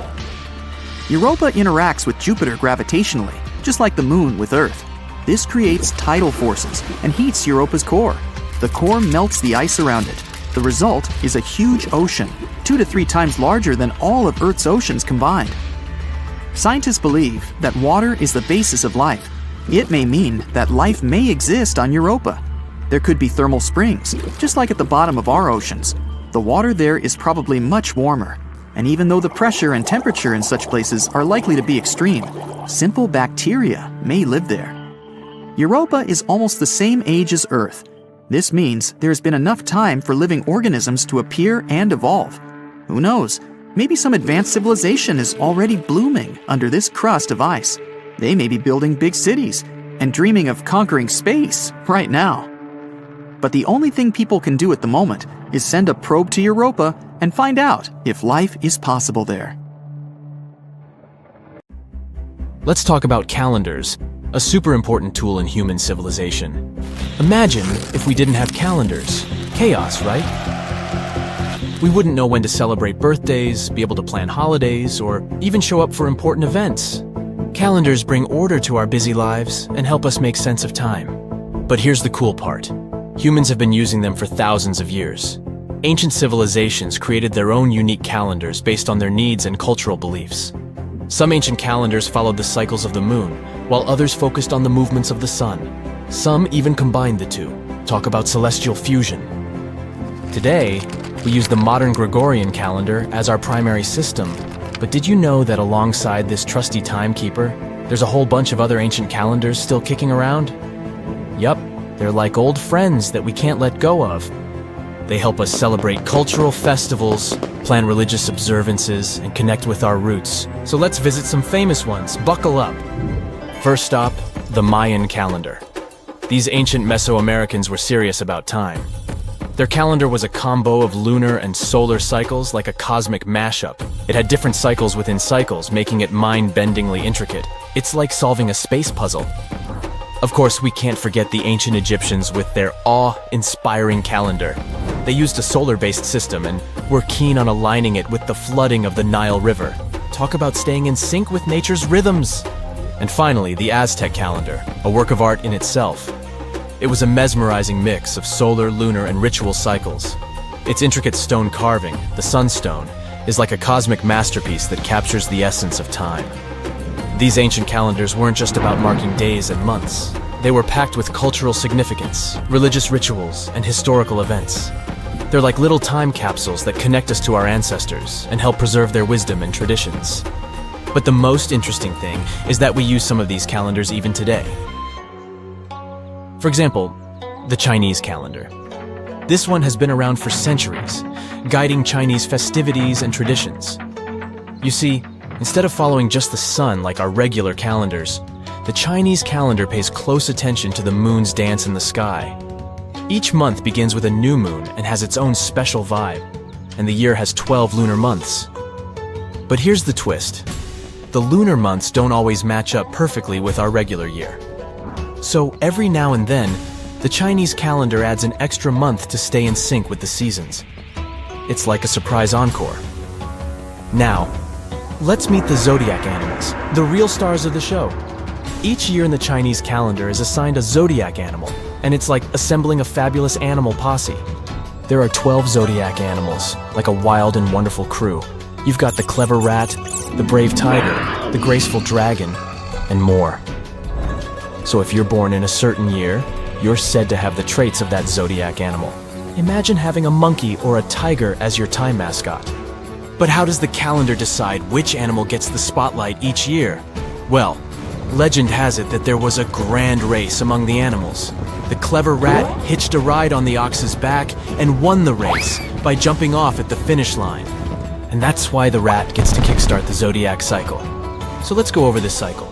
Do you know the year of which animal you were born? Simply Google it and let's take a look at the animals, see if you have any of these traits. Once the smart rat has had its moment in the spotlight, the mighty ox charges in next. The ox is known for its hard work and determination, like the dependable and strong-willed friend who always has your back. After the ox, the fearless tiger pounces onto the scene. With its majestic stripes and fierce gaze, the tiger brings a burst of excitement and adventure. It's a daring feline friend ready to explore the world with you. Following the tiger's roar, the crafty rabbit hops into view. Picture a fluffy and adorable bunny, always ready to bring sweetness and harmony. The rabbit adds a touch of gentleness and creativity to the zodiac parade, like a gentle breeze on a spring day. Next up, the bold and fiery dragon. This legendary creature takes the stage with its majestic presence and mythical powers. It's like a friend with a mystical vibe, who's just filling the air with magic and awe. After the dragons, the wise and intuitive snake slithers into the play. This serpentine friend brings wisdom and insight, like a guide navigating the twists and turns of life. It's always great to have a sneaky and clever confidant on your side. Next one is the lively and playful horse. Imagine the wind in your hair while you're riding a horse in a clear field. A horse person may have an adventurous spirit, always ready for a thrilling journey. Then, the graceful and elegant sheep. With its gentle nature and nurturing spirit, the sheep brings peace and harmony to the zodiac. It's a caring friend to lean on in times of need. Following the sheep, the mischievous monkey swings into action. This lively and clever prankster adds a dose of fun and laughter to the party. It's a playful buddy who can turn any dull moment into a wild adventure. After the monkey, the proud and confident rooster struts its stuff. It's a magnificent bird. The rooster brings confidence and assertiveness to the zodiac crew, like a natural-born leader. Next, it's time for the loyal and diligent dog to wag its tail. This faithful friend brings loyalty, honesty, and a whole lot of love to the zodiac family. Dogs are known to be trusty companions who always stay by your side. And finally, we have the wise and gentle pig, with its cute snout and contented oinks. The pig embodies generosity, kindness, and abundance. It's a buddy who knows how to appreciate the good things in life and brings joy wherever it goes. And there you have it, the zodiac animal parade in all its glory. The Chinese calendar also has a yin-yang twist. It pairs each zodiac animal with one of 5 elements: wood, fire, earth, metal, or water. This brings even more personality to the mix. It's like adding a spice to your zodiac animal cocktail. The Chinese calendar still guides festivities like the vibrant Chinese New Year. It also helps people decide the luckiest times for important life events. Need to plan a wedding? Check the calendar. Want to start a business? Yep, the calendar's got your back. It's like a fortune teller guiding you through the twists and turns of life. So, next time you see the Chinese calendar, remember that it's a celebration of lunar magic, animal wonders, and cultural traditions. Now, we dive into the Hindu calendar. This one is all about embracing cycles and cosmic rhythms. Instead of just following the regular months, the Hindu calendar aligns with the movements of the sun and the moon. It's like a non-stop party with the cosmos. The Hindu calendar is also still grooving today, and it's packed with colorful festivals and celebrations. From Diwali, the festival of lights, to Holi, the festival of colors. It's a fireworks extravaganza combined with a vibrant paintball fight. The Hindu calendar is also used for religious observances and auspicious timings. It helps determine the best time for weddings, housewarming ceremonies, and other important life events. The Hindu calendar doesn't just stick to the usual 365 days. It accounts for lunar months, solar months, and even leap years. So next time you glance at a calendar, remember that it's not just a bunch of dates and numbers. It's a remarkable tool that connects us to our past and guides us into the future. Ancient calendars remind us of our shared human history and the beauty of different cultures. So let's embrace this amazing diversity. Ah, that's funny. Well, everything is when you're a giant hyena, Pachecrocuta.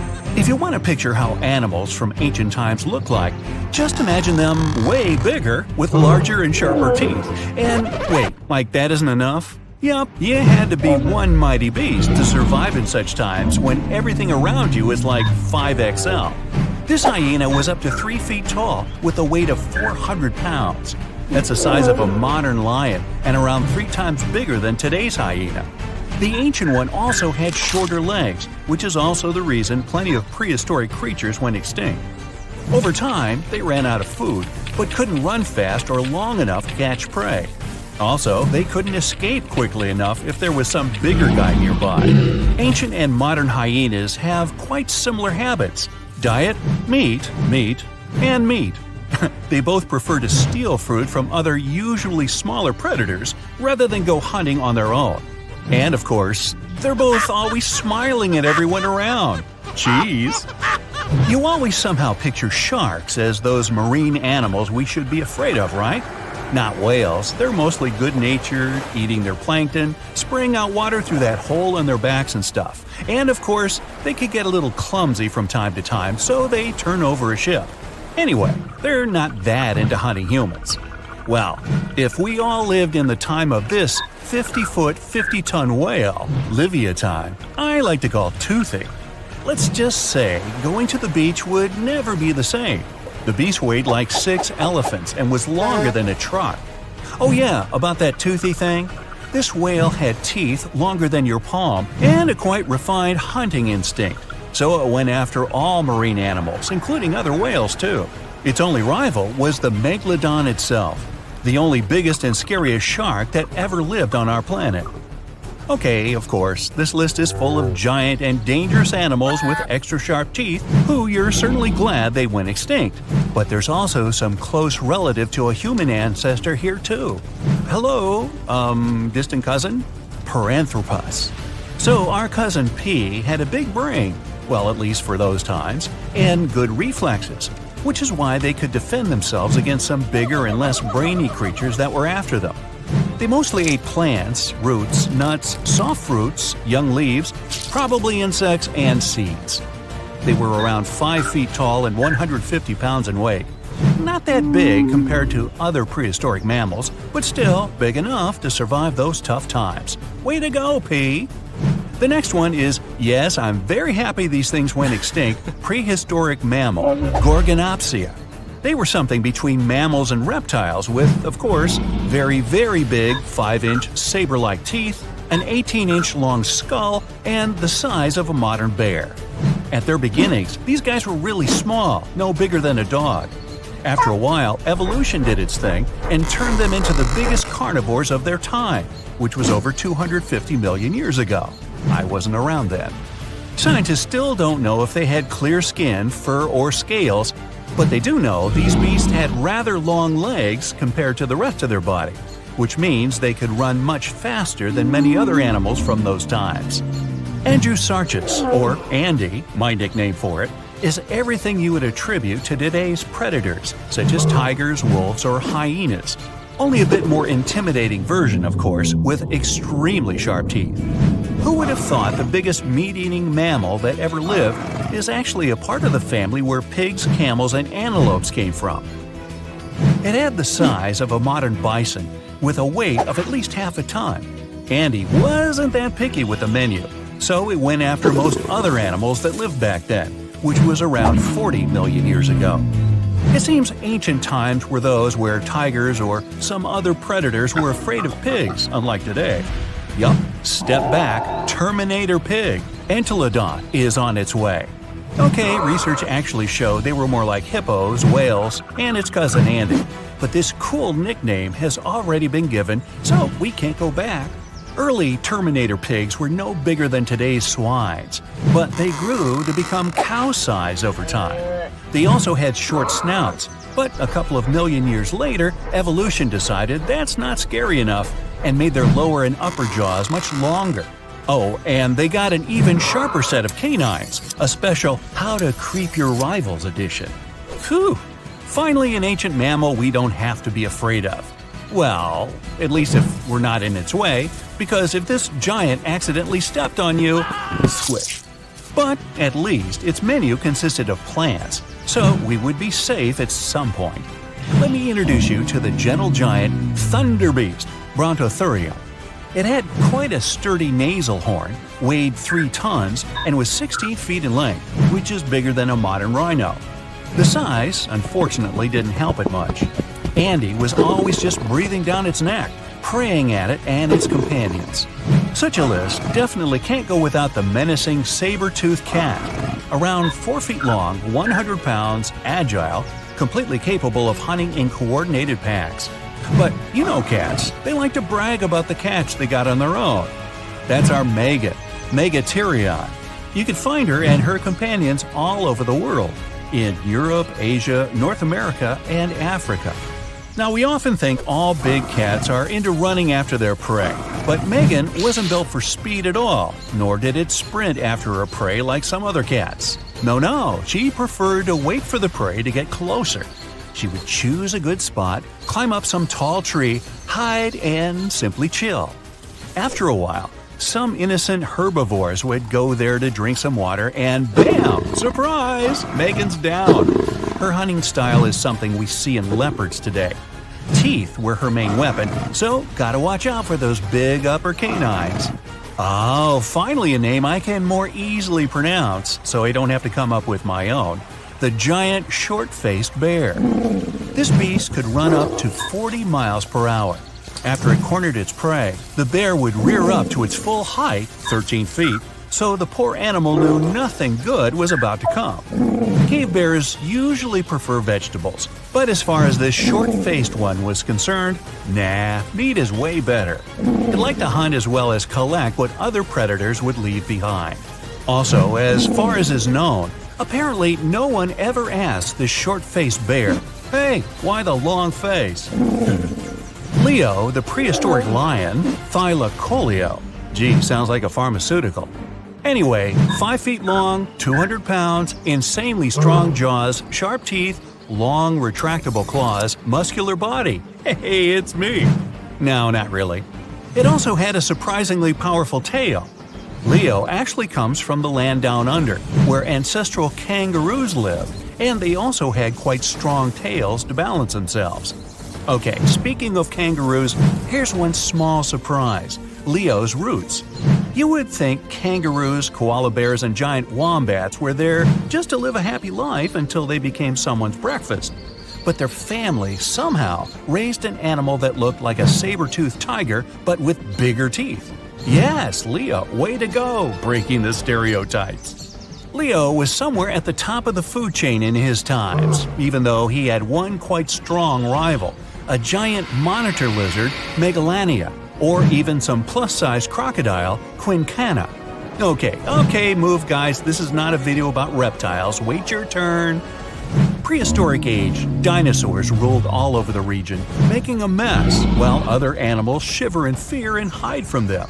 Hey, not so fast, dinos! There's Mr. R, Rapenomamus, a mysterious mammal that decided to stand up to the authorities.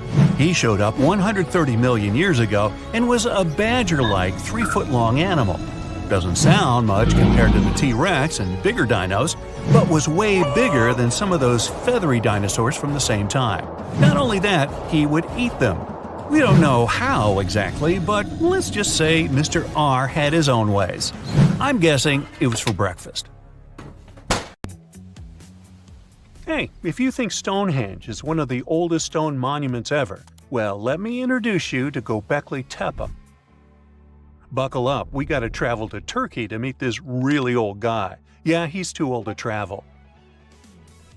Jokes aside, Göbekli Tepe, an archaeological site located in southeastern Turkey that dates back to the Neolithic period, around 10,000 BCE. It's considered to be one of the oldest and most significant archaeological discoveries in recent times.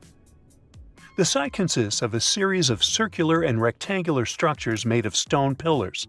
Yeah, it does look like its younger brother Stonehenge. Some of those pillars are decorated with intricate carvings of animals and other symbols. Now, you maybe wonder, hey, why on earth did they make such a fascinating building? What was its purpose? Sorry, I got no answer for that. The purpose of the site is still unknown, but it is believed to have been a ceremonial center for the ancient people who lived in the area. The discovery of Göbekli Tepe has challenged long-held beliefs about the development of human civilization, as it suggests that complex societies may have emerged much earlier than previously thought. Okay, pack your stuff. Our travel's just started. Next destination, Masada. It's an ancient fortress located in Israel on a plateau overlooking the Dead Sea. Hey, look at that view. Spectacular, huh? It was built by King Herod the Great in the 1st century BCE, and it was very smartly built. Within the fortress, there were various facilities such as storehouses, barracks, a palace, and a set of cisterns capable of holding approximately 40,000 cubic meters of rainwater. People living there believed that the collected runoff from a single day's rainfall could provide sustenance for over 1,000 individuals for a period of 2 to 3 years. Access to the fortress was limited to 3 steep and winding paths leading up to fortified gates. Still, at one point, the fortress was occupied by people who had fled Jerusalem after the city was captured by the Romans. They held out against the invaders for several months, but eventually they were defeated. But these guys didn't surrender. The story of Masada has become a symbol of resistance and bravery. Today, Masada is a popular tourist attraction and a UNESCO World Heritage Site. The next flight is going to be short. We're popping over to Egypt to see the Karnak Temple Complex. It's a vast ancient Egyptian temple complex located in the city of Luxor, Egypt. It was built over a period of 2,000 years and covers an area of more than 200 acres. The complex is dedicated to the worship of the deity Amun-Ra. Wait a minute, that should be Amun-Ra, and it was one of the most important religious centers in ancient Egypt. The Karnak Temple consists of several temples, chapels, and other buildings, including the Great Temple of Amun, the Temple of Khonsu, and the Temple of Ptah. Ptah! The Great Temple of Amun is the largest and most impressive temple in the complex, with massive columns, statues, and other decorations. One of the most famous features of the Karnak Temple complex is the Avenue of Sphinxes, which is a long avenue lined with Sphinx statues that leads from the entrance of the complex to the Great Temple of Amun. Another notable feature is the Hypostyle Hall, which is a massive hall with 134 columns that are over 70 feet high. The Karnak Temple complex is a popular tourist attraction and a UNESCO World Heritage Site. It's considered one of the most important archaeological sites in Egypt and provides a fascinating glimpse into the religion and culture of ancient Egypt. Hey, we can't hop on the next flight and leave Egypt until we see the Pyramid of Djoser. It has another name, by the way. It's also known as the Step Pyramid. This ancient Egyptian site is located in Saqqara. It was built during the 27th century BCE for the pharaoh Djoser by his architect Imhotep, who is considered one of the most important figures in Egyptian history. People believe this pyramid is the first monumental structure built entirely of stone and is an important example of early Egyptian architecture. The pyramid originally stood at 203 feet tall and was surrounded by a complex of buildings and courtyards. It was constructed in 6 layers, each smaller than the one below it, giving it the distinctive step-like appearance. The pyramid was used as a burial place for Pharaoh Djoser and was surrounded by a vast necropolis that contained the tombs of many other important officials. The Grateful Dead? The Pyramid of Djoser has several renovations and additions over the centuries, including the addition of a limestone casing that covered the original step structure. However, much of the pyramid was destroyed over time, and today only the central core remains. Despite this, it remains an important archaeological site and a popular tourist attraction in Egypt. Alrighty, we're ready to move on. There's one more pretty recent discovery we gotta see today. The Tower of Jericho was only discovered during excavations in the 1950s and 60s. It's an ancient stone tower located in the city of Jericho in the West Bank. Just like Göbekli Tepe, this one is believed to be one of the oldest stone structures in the world, dating back to approximately 8000 BCE. The tower stands at over 28 feet tall. It's made up of 2 main sections, an inner tower and an outer tower, which are connected by a series of stairs.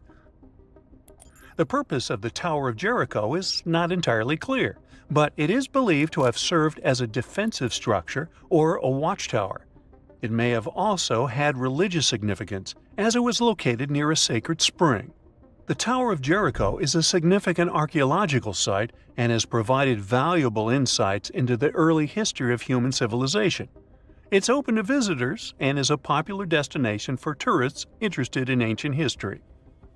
Now, this ancient site even got attention from Netflix, and they made a movie where the action takes place in Mohenjo-Daro.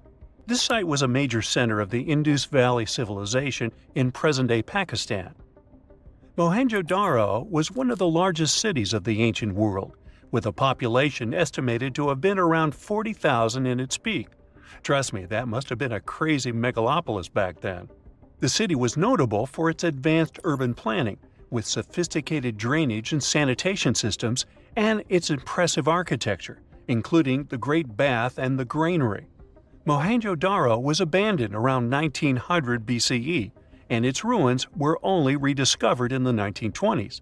Today, it is a UNESCO World Heritage Site and an important archaeological site for the study of ancient South Asian civilization. We're heading to a teeny-tiny country that has quite an impressive history. Welcome to Malta. The Xigantia Temples are a Neolithic site located on the Mediterranean island of Gozo. They're probably one of the oldest freestanding structures in the world, dating back to around 3600 to 3200 BCE. The temples consist of two megalithic structures, each with multiple rooms and altars. The name Xigantia means giant tower in Maltese, as people believe that only giants could have built such massive structures. The temples are believed to have been used for religious purposes and are considered to be an important example of prehistoric architecture.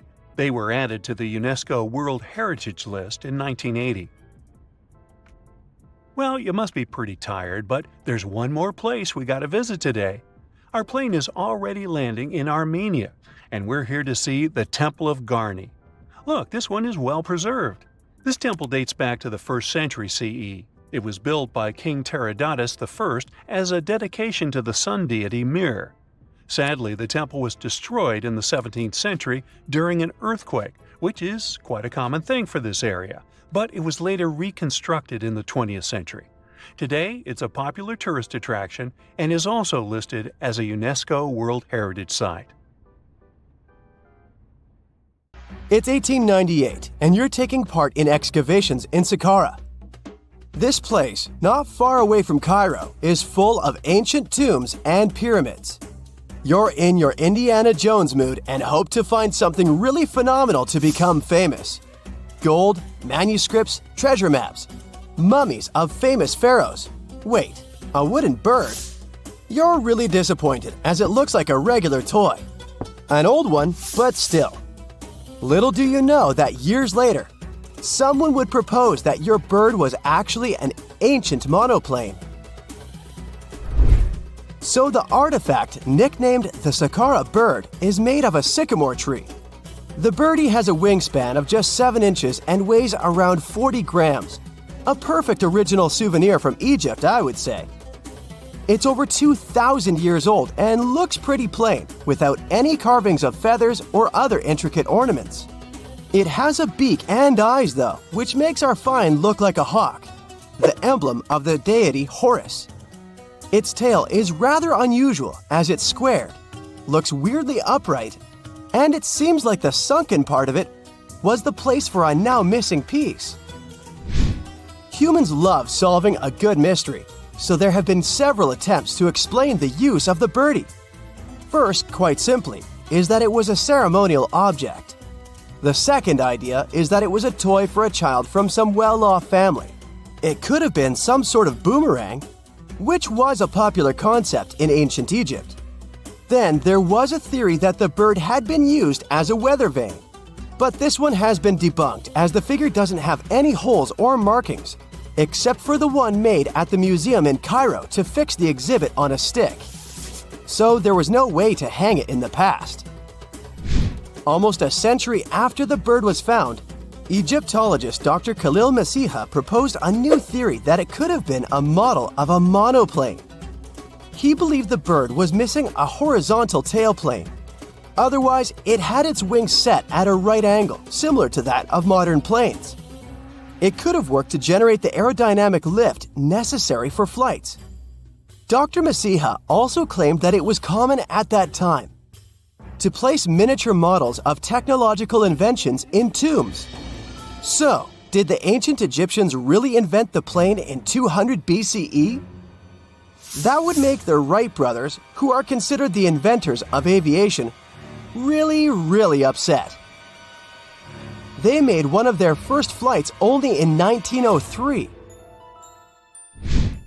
There's just one way to know for sure, and that is to test the model. But you know, the ancient museum in Cairo would unlikely let one of their cherished exhibits fly around like a toy. That's why glider designer Martin Gregory built a similar model, this time of balsa wood, and concluded that even with the missing tailplane, the plane wasn't much of a flyer. Case solved? Not really. This didn't sound convincing enough to the History Channel, so they invited an aerodynamics expert to build another replica of the bird. He tested it in weather conditions similar to those in Egypt and was impressed with the little plane's abilities. So, if they did invent the prototype of a plane back in the times of pharaohs, it would be a good example of an oupart. That's an out-of-place artifact, an object that's way ahead of its time in terms of technology or history. And the Saqqara bird isn't the only example of such a revolutionary concept. In 1901, a group of divers retrieved the Antikythera mechanism from an underwater shipwreck near the Greek island of Antikythera. It's been dubbed the world's first analog computer, and it's currently dated around 100 BCE. The bronze mechanism could tell the position of the sun, moon, planets, and stars, as well as the lunar phase, the dates of upcoming solar eclipses, and even the speed at which the moon moves through the sky. No one's sure who used it and how or where it was made, but it's obvious that it's extremely precise and way too advanced for its time. The first flushing toilets in the world were invented in the middle of the 20th century. Just kidding. The ancient Minoans on the Mediterranean island of Crete and the Indus Valley civilization both came up with this brilliant invention at the same time, around 4,000 years ago. The plumbing and sanitation were so well done that no one managed to design anything better until 2,000 years later. One ancient Minoan lavatory was discovered at the Palace of Knossos. It looks like it had a wooden seat set over a tunnel that directed water from a rooftop reservoir to an underground sewer. Other varieties got water from jugs. Only the super rich people could afford all this glory. So if you wanted to shop for real estate back then, the flushing toilet would be a telltale sign you were in the rich neighborhood. Automated doors became a cool, seemingly new invention back in 1931.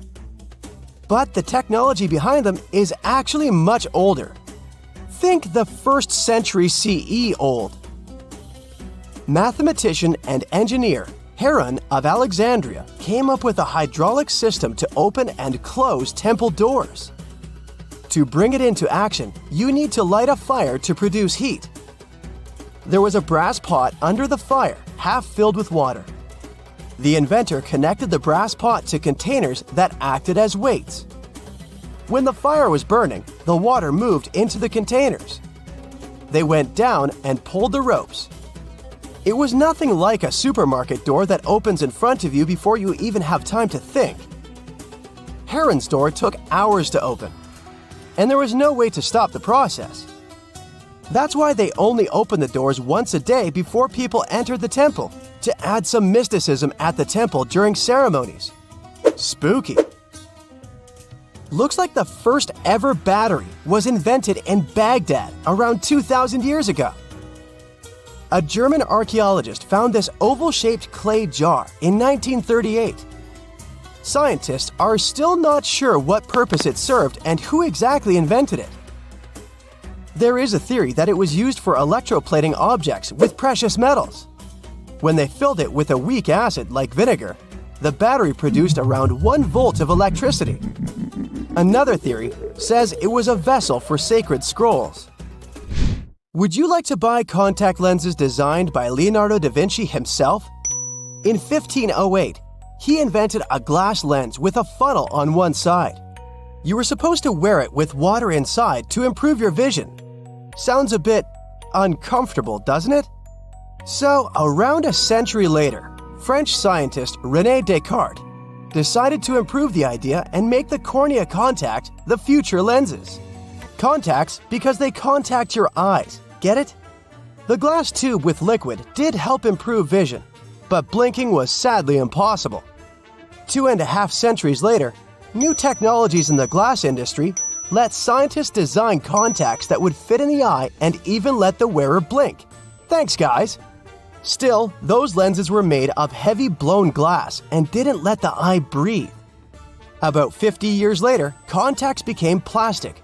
Lightweight, unbreakable, and scratch-resistant, but still covering the entire eye.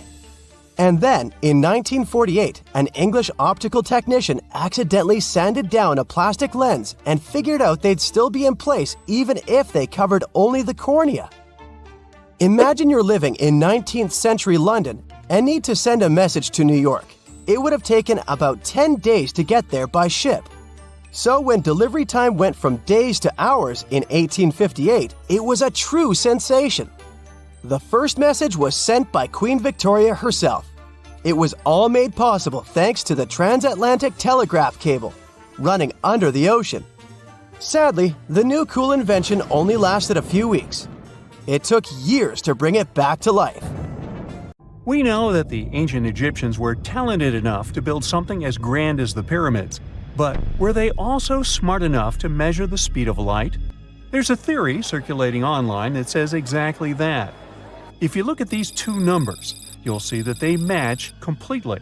The first one is the speed of light in a vacuum measured in meters, and the second one is the latitude of the Great Pyramid of Giza. So, was it done on purpose, or is it just a coincidence? Well, happily, we can tell you that it's actually just a coincidence, not another conspiracy thingy. The Great Pyramid is just one of the many places in the world that share the same latitude. And more importantly, even if the ancient Egyptians had somehow measured the speed of light and chosen to keep it a secret from the rest of the world, they wouldn't have used meters to put it down. Meters were only defined at the end of the 18th century. The builders of the pyramids used a different unit of measure called cubits. 1 cubit is equal to 1.5 feet. Cubit was based on the length of the arm from the elbow to the tip of the middle finger, and it became popular in the ancient world. So if they wanted to impress the rest of the world and set the pyramids at a point that matched the speed of light in cubits, they would have to build their iconic constructions somewhere in Europe. And then the Danish astronomer who first measured the speed of light in 1676 would have been really upset to know that someone had done it centuries before him. So although they were ahead of their time in many aspects, the ancient Egyptians never measured the speed of light or used longitude and latitude to map their locations. The base of the Great Pyramid of Giza might seem like a perfect square, but it's actually an 8-sided structure, not 4-sided. Each of its 4 sides has a subtle concave indentation that splits it evenly from base to tip. The official version is that a British pilot was the first to notice it in 1940 while flying over the pyramid. He took a photograph that showed shadows highlighting these indentations. Some people think these lines are only visible from above and can best be seen at dawn and dusk during the spring and autumn equinoxes. This has led to a freaky theory that the ancient Egyptians might have designed the pyramids to communicate with something looking at them from above. Now, the Great Pyramid is one of only 3 pyramids that used to have a swivel door. It weighed around 20 tons, but they could still easily open it from the inside. Its precise fit made it nearly invisible from the outside, with no visible latch or handle. There were only slight variations in the exterior stone that gave out an opening. The other 2 pyramids with similar doors belonged to Khufu's father and grandfather. The Great Pyramid also has a hidden void at least 100 feet long that was only found in 2017. We still don't know what lies within the space, what purpose it served, or if it is the only space of its kind. Researchers used the same tech to see through cathedral walls, Mayan pyramids, and even volcanoes. It depends on a natural shower of subatomic particles called muons. They pass more easily through empty space than through solid materials. So if they arrange multiple muon detectors around a structure, scientists can map out its solid and empty areas. A team of scientists placed muon detectors inside the Great Pyramid and allowed them to gather data for months. Scientists have analyzed samples of the mortar used to build the pyramids many times. Although we know its composition, modern technology still can't replicate it. The mortar is mostly made from processed gypsum, but it wasn't used like the cement we use for bricks today. Instead, they used it to support the joints between the massive stones as they were set in place. The estimated amount they needed to construct the Great Pyramid was around 500,000 tons of mortar. The gypsum mortar is stronger than the stones themselves and has held up for thousands of years. Now, all four sides of the Great Pyramid are aligned with the cardinal points – north, south, east, and west. According to geologist and engineer Glenn Dash, the alignment is accurate to within 4 minutes of arc, or 1/15th of a degree. The architects managed to achieve this without modern tools like drones, blueprints, or computers. Many researchers try to explain this construction miracle. Maybe they used the pole star or the sun's shadow. Dash recently proposed a new, simpler idea. The Egyptians might have used the autumnal equinox to align the pyramids. It happens twice a year when the Earth's equator passes through the center of the sun's disk, making day and night nearly equal in length. To test his theory, Dash conducted an experiment on the 22nd of September 2016, the first day of the fall equinox. He used a special rod the Egyptians had to cast a shadow and tracked its tip at regular intervals, forming a smooth curve. By connecting 2 points of the curve with a taut string, he created an almost perfect east-west line. Dash noted that on the equinox, the shadow's tip runs in a straight line, nearly perfectly east-west, and with a slight counterclockwise error. There's a similar error in the pyramids. Although his experiment was conducted in Connecticut, Dash believes that the same method would work in Egypt. All the ancient Egyptians needed was a clear, sunny day. They could determine the fall equinox by counting 91 days from the summer solstice. But they left us few clues, and no engineering documents or architectural plans have been found that explain their methods. So they might have mapped shadows, but it's not definite. Now, scientists have long wondered how heavy stone blocks were carried to the pyramid sites, and they might finally have an answer. A research team from the University of North Carolina, Wilmington, has discovered that 31 pyramids are likely to have been built along a long-lost ancient branch of the River Nile. It's now hidden under desert and farmland. For many years, archaeologists have thought that ancient Egyptians must have used a nearby waterway to transport materials, equipment, people, and whatever else they needed to build the pyramids on the river.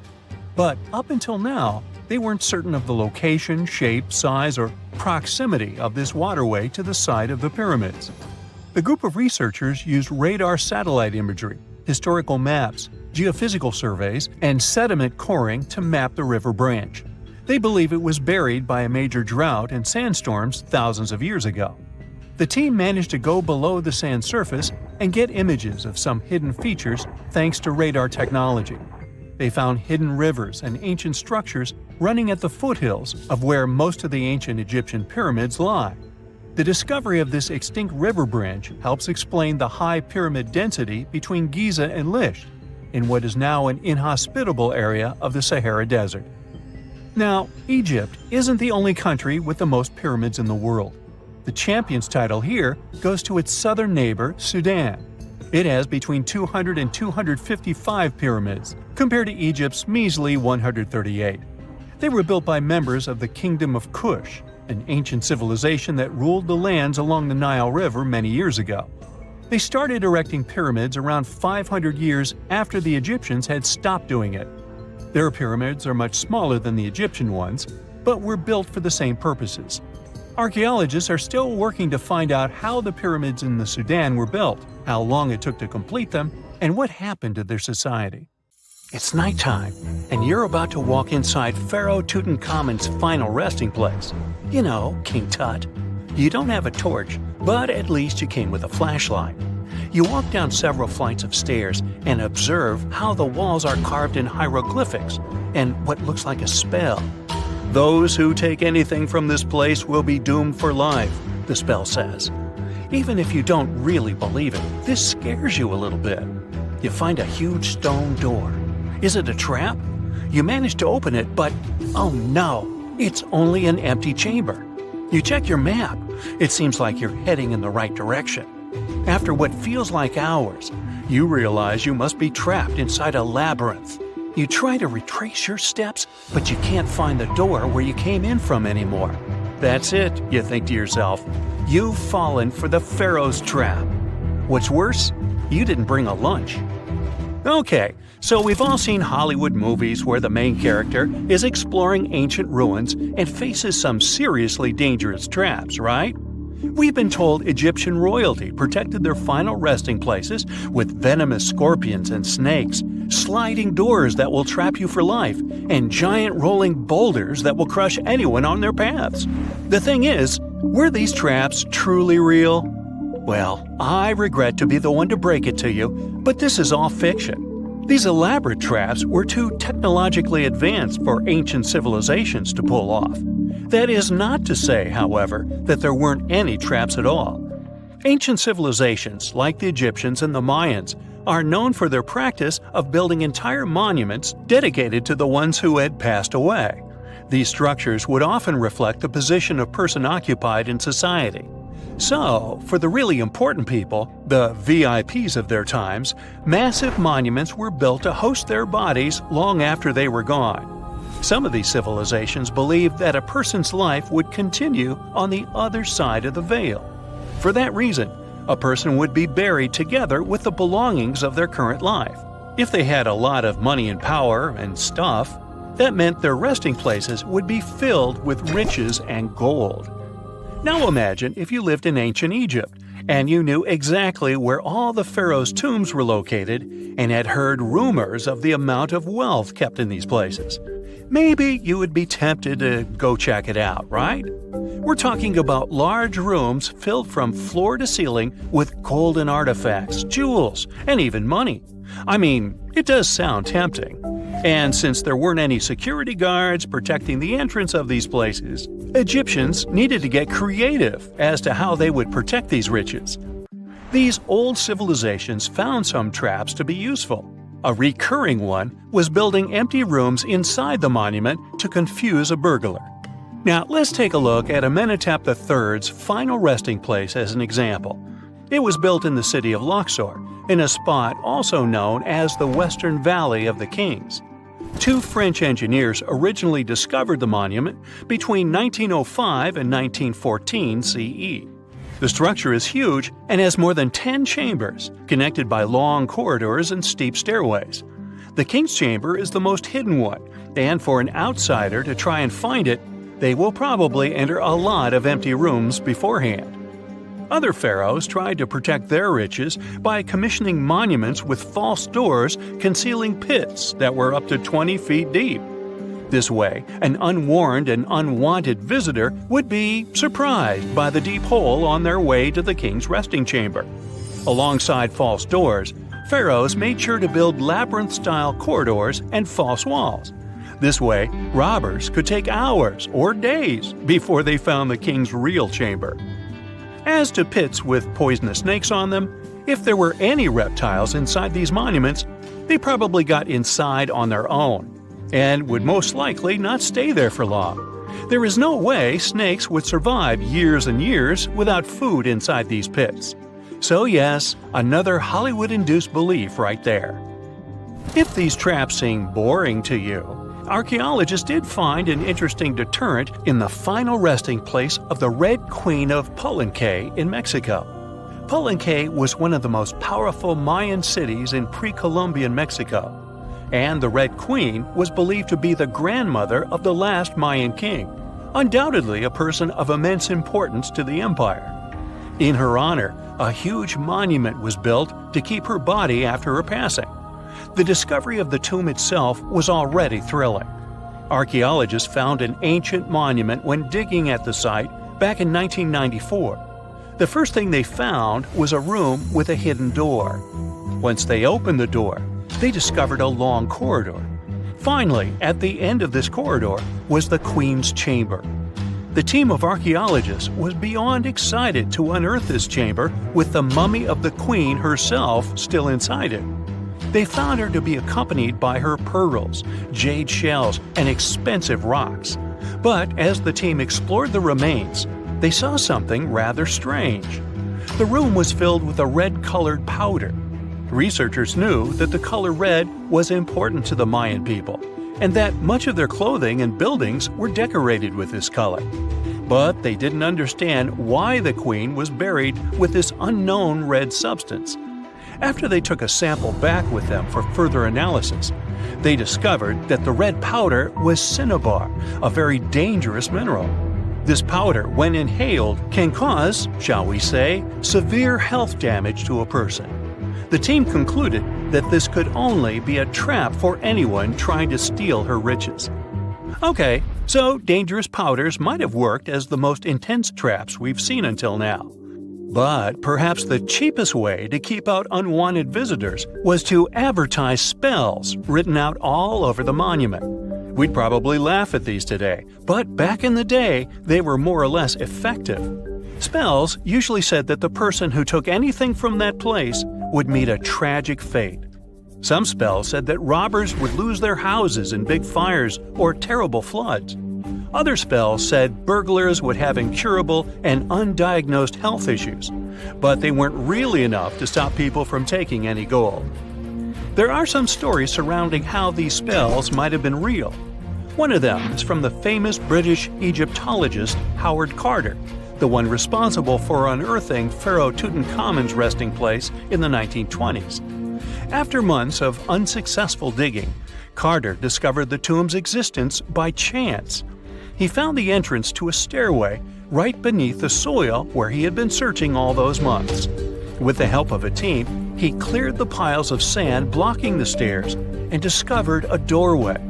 The door had several royal symbols carved into it, and Carter knew this could only mean a very important person had been buried there. And he was right.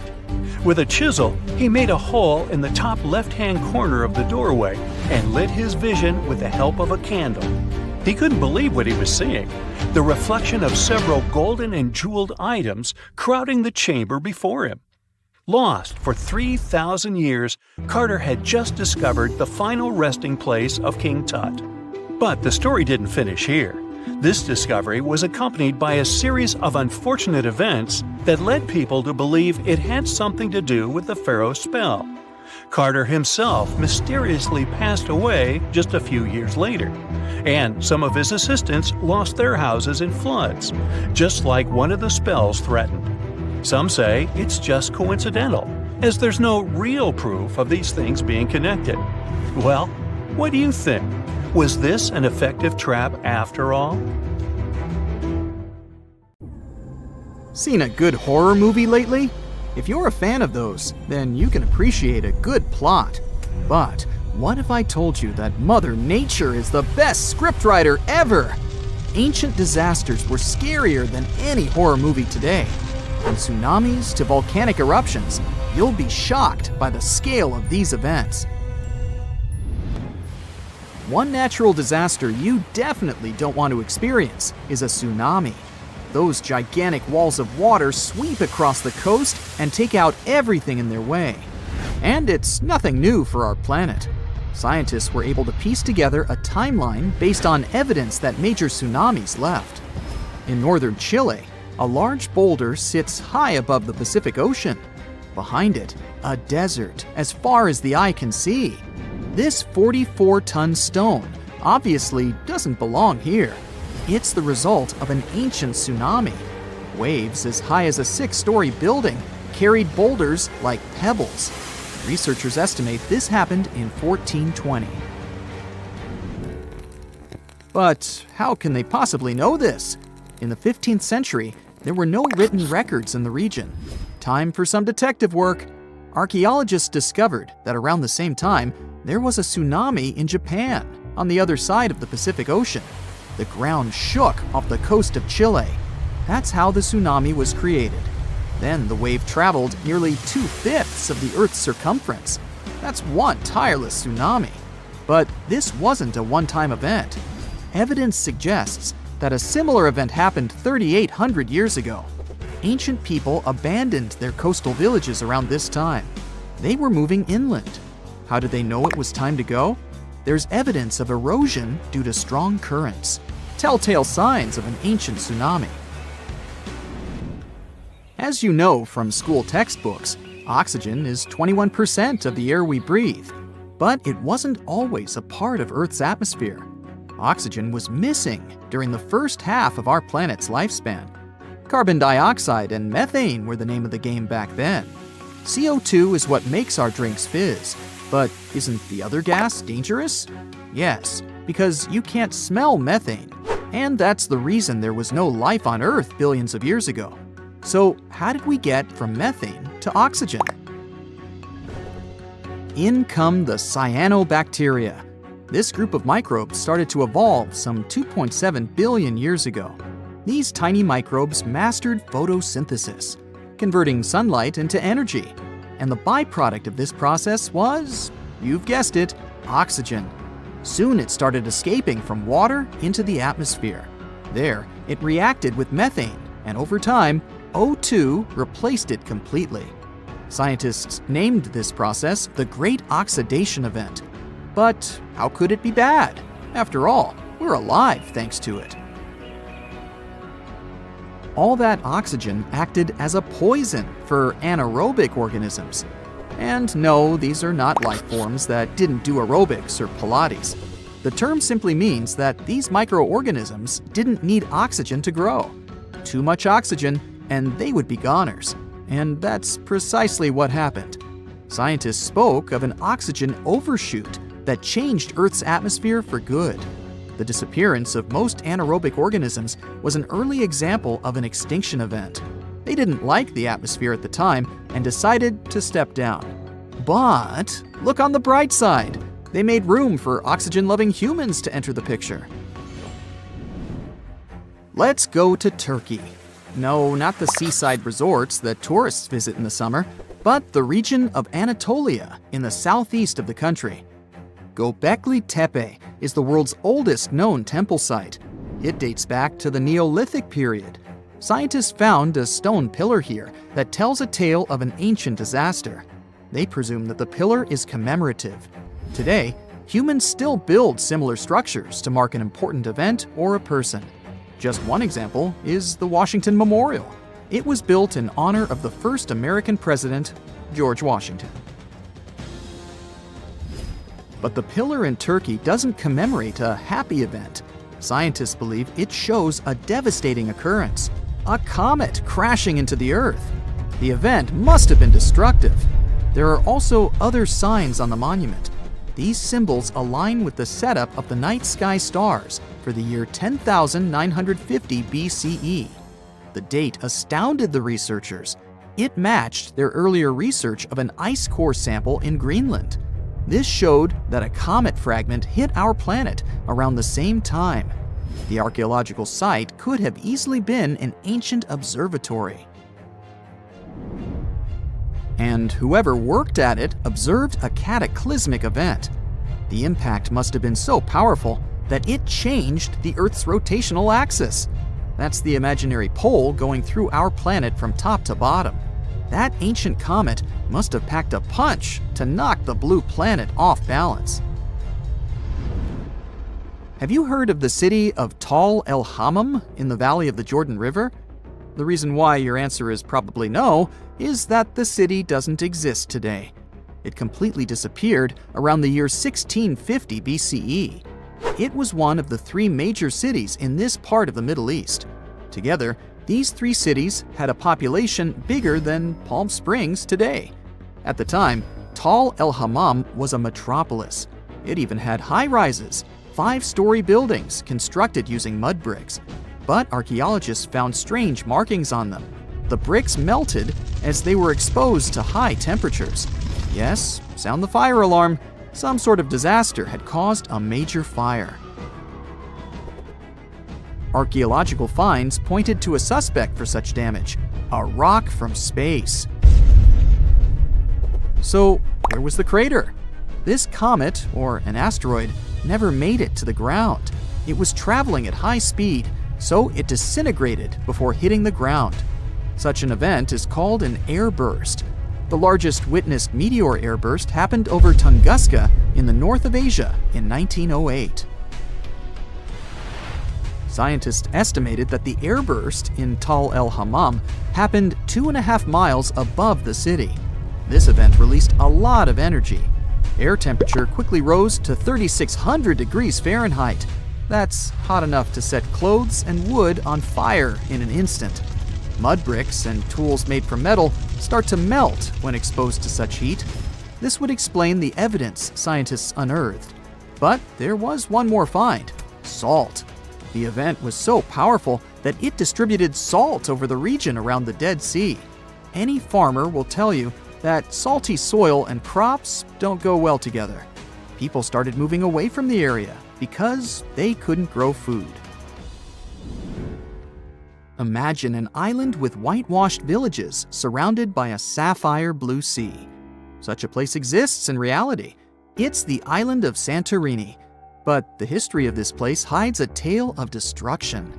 The island is of volcanic origin. This means that a violent eruption created it some 3,000 years ago. Now there are 2 islands. The bigger one is shaped like a horseshoe. When you look at them from above, the 2 islands look like they form a circle.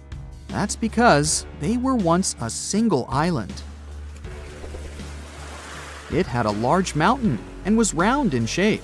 But then it all changed almost overnight. One of the largest volcanic eruptions in human history tore Santorini apart. The earth trembled, tsunamis formed, and clouds of ash filled the sky. A daunting image. People felt the eruption hundreds of miles away. When it was all over, seawater rushed into the caldera of the former volcano. That's why the water in the lagoon has such a beautiful color. Scientists know so much about Santorini's past because of an unlikely assistant: a tree. The juniper tree, to be exact. People use its aromatic wood for everything from furniture to making pencils. On the Greek island, its rings revealed the tale of the ancient eruption. As a tree grows, it doesn't only go up, it expands sideways as well. Each new layer of bark adds a ring to the trunk. It takes a year for one ring to form. And on Santorini, one ring was unnaturally pale. The scientists did the math and voila, they dated the eruption to 1560 BCE.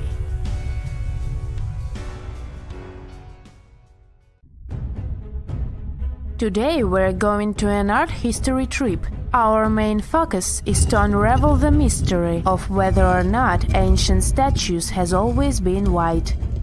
We'll visit museums and even time travel to try and get a glimpse of what these statues were really like back in the day. To kick off our tour, we land in New York. We climb the famous steps of the Met, the Metropolitan Museum of Art, and walk inside this enormous museum. You walk down the aisle and get to the room where one of the world's biggest collections of ancient Greek and Roman statues is held. Admiring the large array of statues, one thing seems evident. They are mainly white. It makes sense since their primary material is white marble. For centuries, historians, archaeologists, and researchers in general have always taken this fact for granted. Weren't these statues always white? Until recent decades, this wasn't something that people discussed. But in the 1980s, researchers unearthed an ancient Greek statue that was clearly pigmented. This new discovery made them wonder, were all ancient statues painted? Let's take a close look at this work of art. This 3rd century before the Common Era Greek statue was discovered to be almost entirely painted, still in its original form. You don't have to look too hard to notice that the statue still carries some of these original pink colors, with some shades of blue and red paint as well. The thing is, this statue is not an exception, it's the norm. As it turns out, ancient civilizations did paint their sculptures with bright and vivid colors, but somewhere along our historic timeline, this information got lost. According to researchers, pigment in sculptures was a way of bringing their representations closer to real life. We live in bright colors, so art might as well reflect that, right? Right! So let's take a few steps back to understand what happened. So why are our museum's galleries filled with white statues as far as the eye could see? You might have heard of Michelangelo.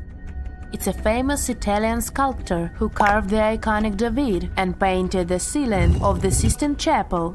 Michelangelo was one of the most emblematic painters of the Renaissance.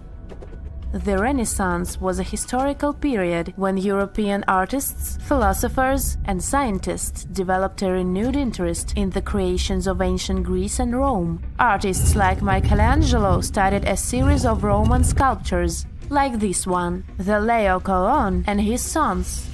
They fell in love with their lifelike figures and pristine white marble. The one thing they didn't know, and didn't have the technology to know, was if the colored pigments from those sculptures had faded. After all, they were found after years of being buried or left in the open air. It's speculated that this statue, the Leo Colon, had colored snakes and mantles, for example. When the Renaissance artists set out to pay homage to ancient artists, they left their masterpieces bare too. They carved directly onto the marble and left them white, without pigmentation. Probably because that's the way they thought things were done in the old days. The works of Michelangelo and his peers influenced a whole generation of sculptors after that. So this way of doing art traveled to modern times without much questioning. However, evidence of color pigments in ancient statues is abundant.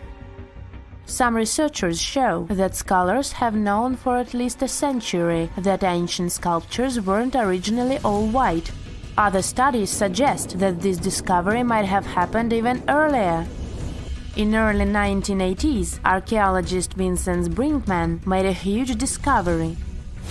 During his time as a student at the Ludwig Maximilian University in Munich, he developed a technology that was able to detect polychromy in ancient samples of Greek statues. Polychromy is an art of painting in several colors. Anyways, he was taken aback by his discovery and confused as to why and how other researchers and archaeologists weren't talking about this. As it happens, the first discovery that ancient statues weren't all that white happened a long time ago, way before Vincent was born. It happened during the unearthing of Pompeii back in the 1700s.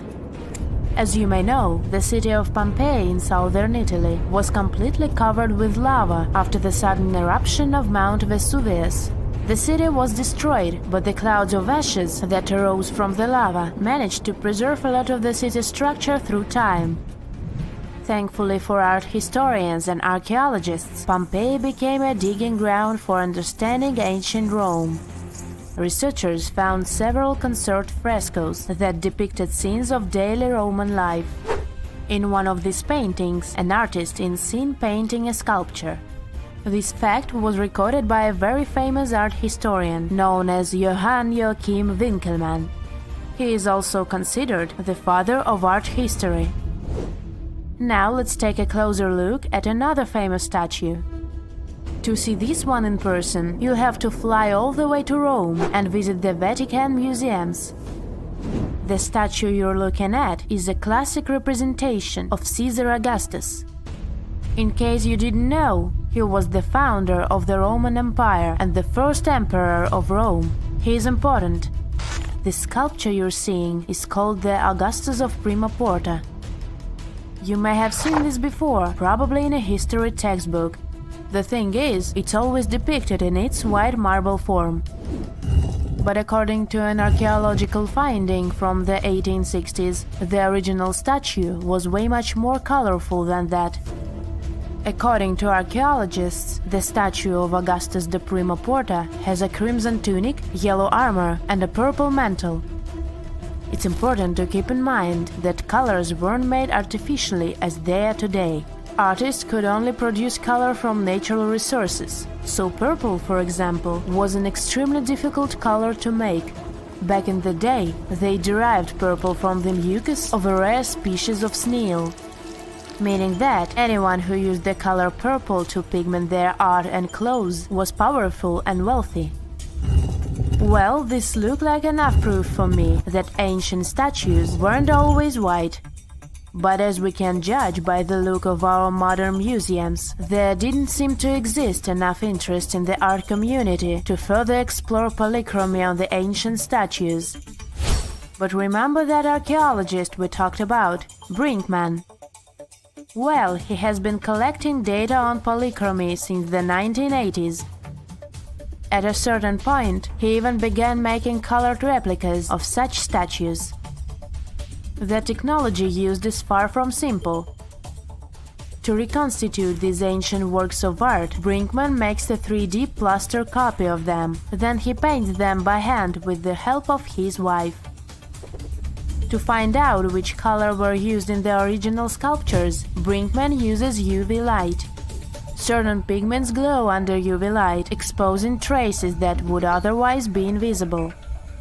Take this colorful archer as an example. Look at these colors.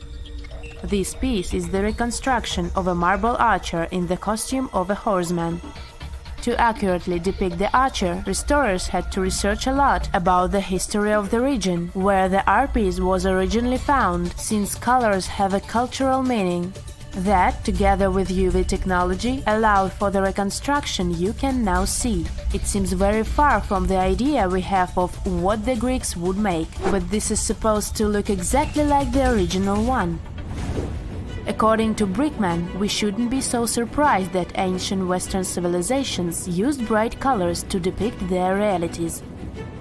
After all, the Romans and Greeks were heavily inspired by the works of art of Egyptian civilization, Old Mesopotamia, and Asia. For example, if you look at the famous Egyptian Sphinx, you might be led to believe that it always looked that way, but that wasn't at all the case. Modern studies and virtual reconstructions of the monument show us that the monument was very colorful. The body of the statue is believed to have been painted terracotta, while the regal headdress that circles the head is meant to have been golden blue. All of these were considered important colors in Egyptian times, and it was only suitable to use them to depict a pharaoh. Tartessos, a mysterious, highly developed society that once flourished and then, without any warning, suddenly disappeared. Moreover, before they were completely gone, they performed some strange rituals, as if they were trying to save themselves from something. But what happened to these people? Let's try to find out. Let's go to the southwest of Spain, to about 2,500 years ago. Once, there was a beautiful city here, a trade center of Tartessos. Imagine the temple in the middle of a deserted town. A breathtaking, monumental two-story building. There's a thick smell of frying meat in the air, and the smoke from its frying rises high into the sky, covering the patterns of the sanctuary. The sun has already set, and it's time to prepare for the ritual. We enter the ancient monumental hall. Inside, hundreds of people gather around a long wooden table lined with delicate ceramics and bronze bowls. They feast and drink. These people have much more fun than the animals outside the building. These animals are being prepared for the ritual. Horses, cows, pigs, donkeys, even dogs. All of them were brought here to appease the deities. And what happens after the ritual itself is even crazier. At the end of the ceremony, people take torches and set fire to the whole building. Everything turns to ashes and coals. And when the last embers fade away, they take shovels and begin to bury this place. It will take them at least several days to bury the former sanctuary under piles of earth. They work tirelessly. In some places, the thickness of the layers of mud and clay will reach almost 14 feet. And then these people, the last known Tartessians, just leave this place and disappear from our world forever. But what just happened? Why did they even do all this? Let's start from the beginning. Tartessos was first mentioned in Greek and Roman texts thousands of years ago, but for a long time, we had no idea what it even was. All the descriptions were contradictory and confusing. Some archaeologists thought that Tartessos was a kind of seaport. Others thought that it was a river or a water reservoir. They even said this place could be connected with the mystical Atlantis. But there was nothing to back it up with, so the scientific community quickly rejected this idea. But today, we know the truth. Tartessos was an ancient civilization. It's been located on the Iberian Peninsula, one of the southernmost islands of Europe. It flourished in the 9th to 5th centuries BC, and then, around 2,500 years ago, suddenly disappeared. They were quite rich. The island had rich reserves of metal, so their economy was thriving. Silver, copper, lead, and other good things were mined in the local Sierra Morena Mountains. Almost all the locals were engaged in trade. For them, it was a common thing. Isn't that strange that there were so few records left about them? And not so many monuments of their culture have survived to this day. In total, throughout Spain, scientists were able to collect around 20 archaeological finds related to Tartessos. 3 of them were excavated in the Guadiana Valley: Cancho Ruano, Casas del Turrunuelo, and La Mata. Let's start with the first one. Cancho Ruano was discovered in 1978. This find was one of the most significant pieces of the puzzle. This is one of the most beautifully preserved structures of the Tartessian civilization. Not only the walls have survived to this day, but so did the altar, the moat, and even several artifacts. For example, some jewelry and wine glasses. It was a square building surrounded by a deep moat filled with water. And, to be honest, we still don't know its exact purpose. We only assume that it could be an ancient temple. Some rituals were carried out there. For instance, they would set fire to the temple and cover it with thick layers of sand and clay. They even left some expensive artifacts inside, tools, gold jewelry, and so on. Moving on to the next find. Casas del Turrunuelo is one of the best preserved buildings in the entire Western Mediterranean. We only discovered it a couple of years ago, back in 2015. And it hasn't been studied that well yet. But we already know that this place is also pretty weird.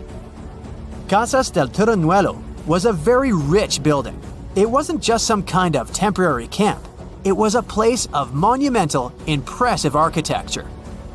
Massive staircases, vaulted ceilings, luxurious materials brought from all over the Mediterranean, and the latest construction technologies. It was supposed to be a place of power, maybe even something like a palace. And yep, it also became the venue for the rituals. It's unclear whether the locals intended to destroy this beautiful place from the very beginning, but this is where they performed the greatest ritual in the area. This ritual involved more than 50 animals, including the most valuable ones, horses. It was their only means of transportation.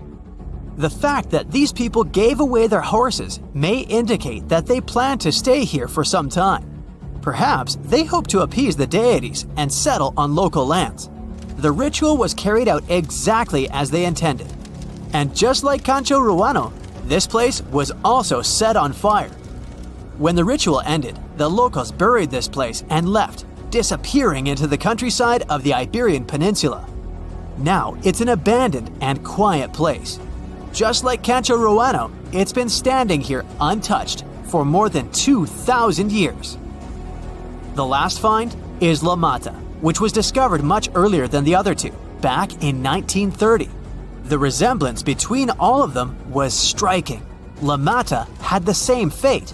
It was burned and forgotten for centuries. All of this is very strange and mysterious. It seems like the locals were fleeing from something. Perhaps something happened that made them start building these banquet halls and arranging large-scale rituals. They thought that their deities turned away from them and tried to appease them.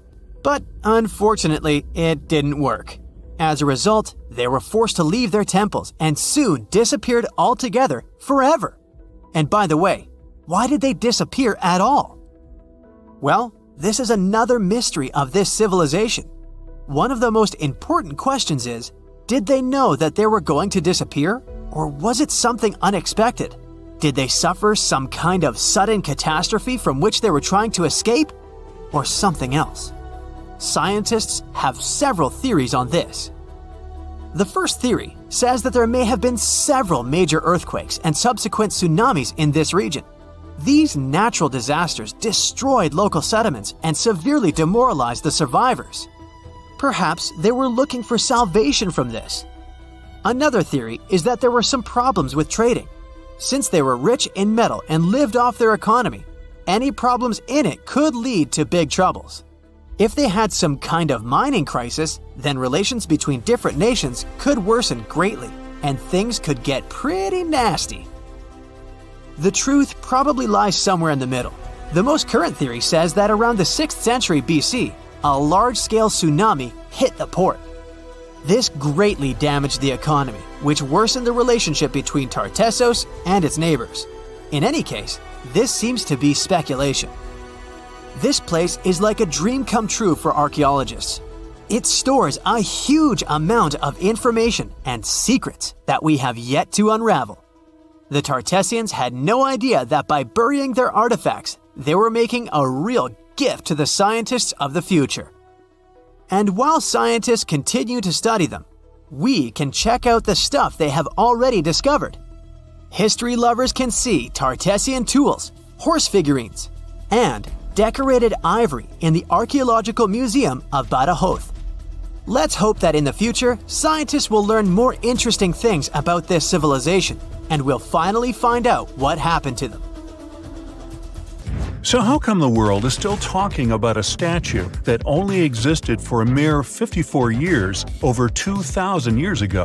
What made this impressive ancient construction so remarkable that we're still discussing it? I'm talking about the Colossus of Rhodes, of course. It's considered to be one of the 7 wonders of the ancient world, along with the Great Pyramid of Giza or the Gardens of Babylon.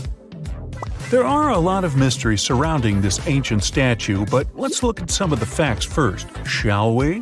What we do know is that the local Rhodians decided to start a massive project once a Macedonian siege over their island was over. In other words, it was their way of honoring the higher powers for their victory. Using a lot of material left behind by the Macedonians, they started the construction of the Colossus, which is estimated to have taken about 12 years. Most contemporary descriptions of the sculpture agree that it stood about 105 feet tall. Now, just to compare, that's about the size of the Statue of Liberty today, which is 151 feet tall. It may not seem like a lot. I mean, Lady Liberty is currently ranked as the 52nd tallest statue in the world. The champion here would be the Statue of Unity in India, standing proud at an astonishing 597 feet. But for ancient times, that was quite an accomplishment. But is the similar height the only connection between the Colossus of Rhodes and the Statue of Liberty? Not really.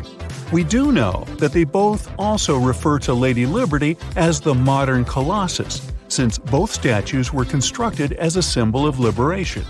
There's even a plaque placed inside the pedestal of the New York statue, inscribed with the first verse of the sonnet, "The New Colossus," not like the brazen giant of Greek fame. To build this massive Colossus statue, they sure needed a lot of bronze. Some ancient records even recount that the construction required 27 to 29,000 pounds of bronze. Even for modern times, this is a lot, but back then, they even called it an operation that involved the bronze industry of the entire world. The man tasked with bringing the statue to life was Charles of Lindos, a local Greek sculptor. The whole construction took place from 294 to 282 BCE. But unfortunately, Charles never got to see the end result. We don't know for sure why that happened, but some records claim constructing the Colossus of Rhodes may have led him to complete bankruptcy, since he failed to accurately estimate the cost for the massive statue. Anyway, we still don't know for sure how it was possible to build a statue this big back in those days. They had none of the equipment we have today, like excavators or elevators. Some old records said that they had to invent a completely new, custom method to build it. It all happened on the location, put together piece by piece. They supposedly split the statue into many different sections, and the first one to be constructed was the feet.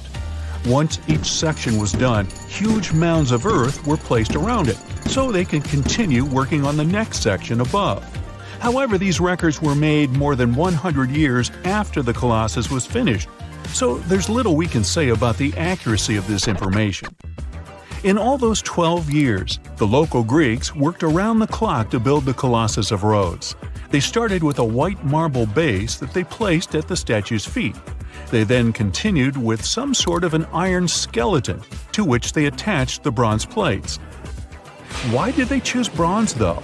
Well, that was more for practical reasons, since bronze is stronger than iron and it can also sustain extreme weather conditions. More so, if you think about it, the statue was located pretty close to the sea, so the air surrounding it would have been pretty salty. That's why they needed to make it out of quite sturdy material. And what about the location? Well, that's something that has been up for debate for a long time. Researchers initially believed that the statue stood with each leg on either side of the Mandrake Harbor, one of many in the city of Rhodes, basically straddling its entrance. As imposing as that may sound, it was likely not the case. First of all, that would have meant the harbor would have to have been closed for the whole duration of the construction, which doesn't seem to match all the other records. More so, after the statue had fallen, it would have probably blocked the entirety of the harbor, which again doesn't seem to be mentioned anywhere. Most recent depictions say that it most likely stood either on the eastern side of the Mandrake Harbor or maybe even further inland.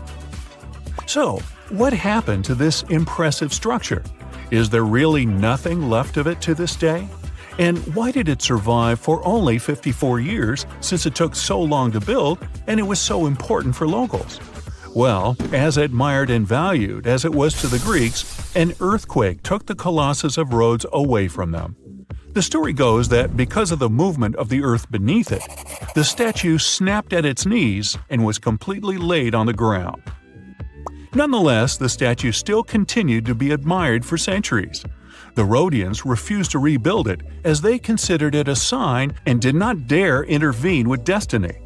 By the middle of the 7th century, they had taken away what was left of the statue completely. Legend says it took about 900 camels to carry all the bronze away from the location. And what about the looks of the statue? This is also one aspect that is still shrouded in mystery.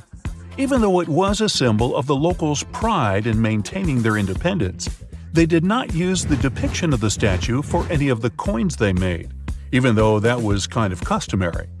Other art historians do think, however, that the Colossus was similar to other depictions of the same mythological creature, a male figure that had rays of light rising from its head. The position of its hands is also still up for debate. Some say it might have even been holding a torch.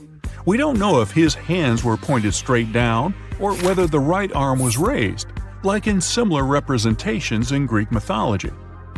The original might not be here for us to admire anymore, but there are some plans out there to rebuild it. A group of European architects intends to build a 21st century version of the ancient statue.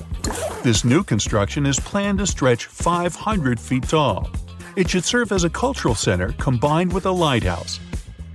To make sure it won't have the same destiny as its ancient ancestor, these designers intend to use a lot of technology available today.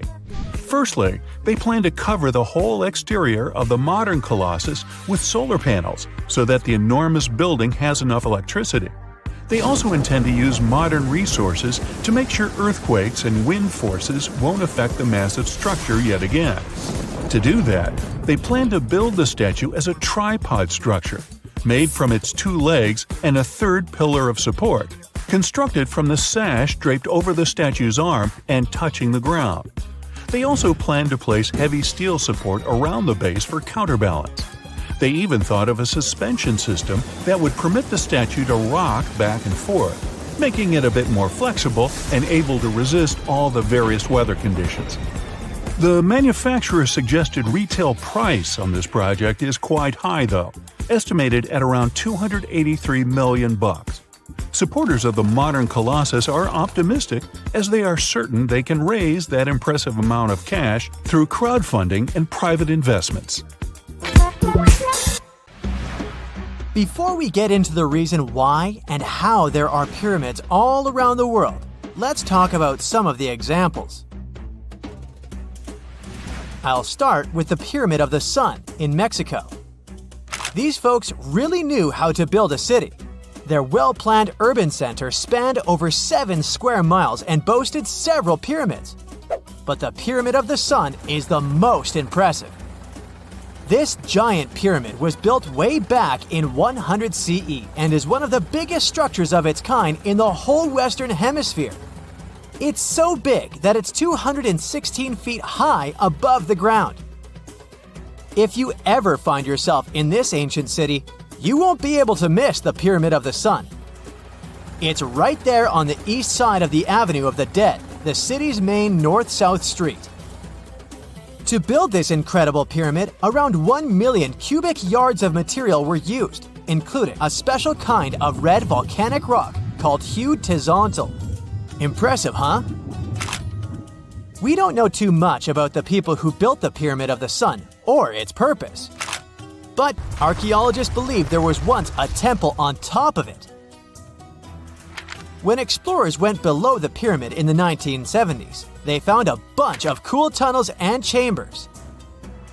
In 2011, they even found a secret stash of clay pots, obsidian pieces, animal bones, human figurines, and a mask. Who knows what other secrets the pyramid is hiding? If you decide to see this one, you must climb the pyramid using the 248 uneven steps on the west side. Watch your step. Sudan got some pyramids too. Nubian pyramids aren't as big as the ones in Egypt, but they still got around 200 of them. These ancient pyramids have been home to the tombs of the pharaohs of the Meroitic Kingdom for almost 1,000 years, who ruled Egypt from Nubia to the Mediterranean Sea. The pyramids at Meroe were constructed using granite and reddish sandstone. Oh, and did you know that Sudan has more ancient pyramids than Egypt? The Kushite pyramids depict the indigenous architecture and burial traditions of Nubia's Napata and Meroe kingdoms, which ancient Egypt influenced. Meroe, the burial site of over 40 queens and kings, is the most extensive Nubian pyramid site. The tomb walls depict mummified royals bedecked in jewelry, their wooden caskets containing bows, quivers of arrows, and other artifacts pointing to the Meroitic relationship and trade with Egyptian and Greek civilizations. So if you're looking for some ancient tombs to explore, you may consider skipping the crowds in Egypt and heading on down to Sudan. Let's fly to Iraq to see some more pyramids. Ziggurats have fancy receding layers and tiered temples. Instead of a smooth exterior, it has tiers like a cake. Perfect for all the important work and rituals that went on inside. You can find these towering structures scattered throughout Iraq and Iran, and they're a real testament to the power and skills of the people who built them. One of the biggest and most impressive ziggurats is the ziggurat at Ur. It's basically a giant rectangular pyramid that stands a whopping 70 to 100 feet tall, with 3 levels of terraces and a temple on top. Can you imagine how many baked bricks it took to build that thing? Try 720,000 for just the lower portion. This particular ziggurat was built for Sumerian king Ur-Nammu. Similar to other ones, this pyramid has been around for thousands of years, so it got a little rough around the edges. Thankfully, the Babylonian king Nebuchadnezzar II and some archaeologists came to the rescue in the 6th and 20th centuries respectively. And now, you can find this near Talil Air Base. The ziggurat at Ur was built in 2100 BCE by King Ur-Nammu for the moon deity Nana. It was the tallest building in the city, and you could see it from miles around. It was like the medieval cathedral spire of its day. People would come here to bring their agricultural surplus and get their food allotments and seek spiritual nourishment. Sadly, the Nana Temple at the top of the ziggurat didn't survive, but we do have some blue glazed bricks that may have been part of its decoration. The lower parts of the ziggurat are pretty amazing though. The architects even included holes in the temple's baked exterior to let the water evaporate from its core. Since we explored some of the pyramids on our planet, let's take a broader perspective. They can be found in many parts of the world. Egypt has over 100 pyramids, double that number in Sudan, and dozens of others are scattered in the Middle East and China. The Americas have the most pyramids in total, with more pyramids than the rest of the world combined. These pyramids are located in Mexico, Guatemala, Honduras, and El Salvador. Time to know more about the evolution of pyramids through history. The oldest pyramid is in Egypt. This pyramid was a step pyramid, which was created by placing one layer of stone on top of another. The pharaoh Sneferu is credited with creating the pyramid shape we recognize today. During his 45-year reign, he built 3 pyramids. His first 2 attempts failed, but he finally got it right with the Red Pyramid, which is considered the first true pyramid. It was Sneferu's son, Khufu, who built the Great Pyramid of Giza, which was the tallest human-made structure on Earth for almost 4,000 years. Latin American pyramids are similar to early Egyptian step pyramids, but they were built independently, with no knowledge of each other. The pyramids in Sudan were built around 700 BCE and are tall, but much narrower than those in Egypt. How in the world did all these civilizations build these things without even texting each other? After all, the Aztecs, Mayans, and ancient Egyptians were about as different as possible. But despite their cultural differences, they all seem to agree on one thing. Pyramids were pretty cool. Step pyramids are all around the world because they were the most feasible and stable way to build large and tall structures without access to lighter building materials like wood and metal. The triangular form with a square base is the best way to build a sturdy structure, and having a cube structure would require more material for less height. Now, when it comes to pyramid design, the Egyptian pyramids were like giant triangles with a square base, smooth sides, and a pointy top. On the other hand, the Aztecs and Mayans went for a tiered cake look, with steps leading up to a flat platform on top. So, while all these pyramids share the same basic shape, they have their own unique flair. Each group built its pyramids using different materials, techniques, and slope angles. So while they may have been inspired by each other's work occasionally, they were just doing their own thing. Egyptian pyramids had smooth, angled sides that were designed to help the pharaoh's soul ascend to heaven. The Pyramid of the Sun was built over a series of caves that served as a passageway for the deities. The Maya built the temple of Kukulkan in Chichen Itza to honor the deity Kukulkan, usually represented by a serpent. Nicknamed El Castillo, it has 91 steps on each side, plus a platform. That's 365 steps, one for each day of the Mayan calendar. Tell me, Brightsiders, how were pyramids built? To begin with, humans made them, not a foreign race from space that landed on Earth. You see, one thing that all pyramids have in common is that they were built without advanced tools or even the wheel. It took a lot of people to build them, including skilled laborers and architects. For example, it's estimated that 20,000 people built the Great Pyramid of Giza, and it's believed that most of them were skilled laborers. Building pyramids was a massive undertaking that required years of planning and effort. The Great Pyramid at Cholula, Mexico, took 600 years to complete. Imagine you could spend an entire week scanning ancient ruins. in taking photographs of the world's most surreal archaeological sites. Would you be up for it? So, let's do some digging. The first stop on your busy itinerary is Southeast Asia. It's home to some pretty cool ruins. You start in Bagan, located in the hinterlands of Myanmar.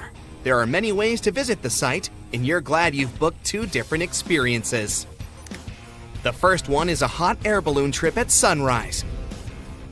Right before dawn, you board the balloon, and as soon as the sun starts to appear on the horizon, you begin your flight over the marvelous area. As the sun rises, it glistens on more than 2,000 conic-shaped golden structures. The hot air balloon ride is quick, but it gives you unparalleled views of all the 40 miles over which the site sprawls. Back on land, you rent a bicycle and roam the village of ruins. Some of them are open and allow you to peep inside. These magnificent ruins were built between the 11th and 13th century CE and were mainly places of worship.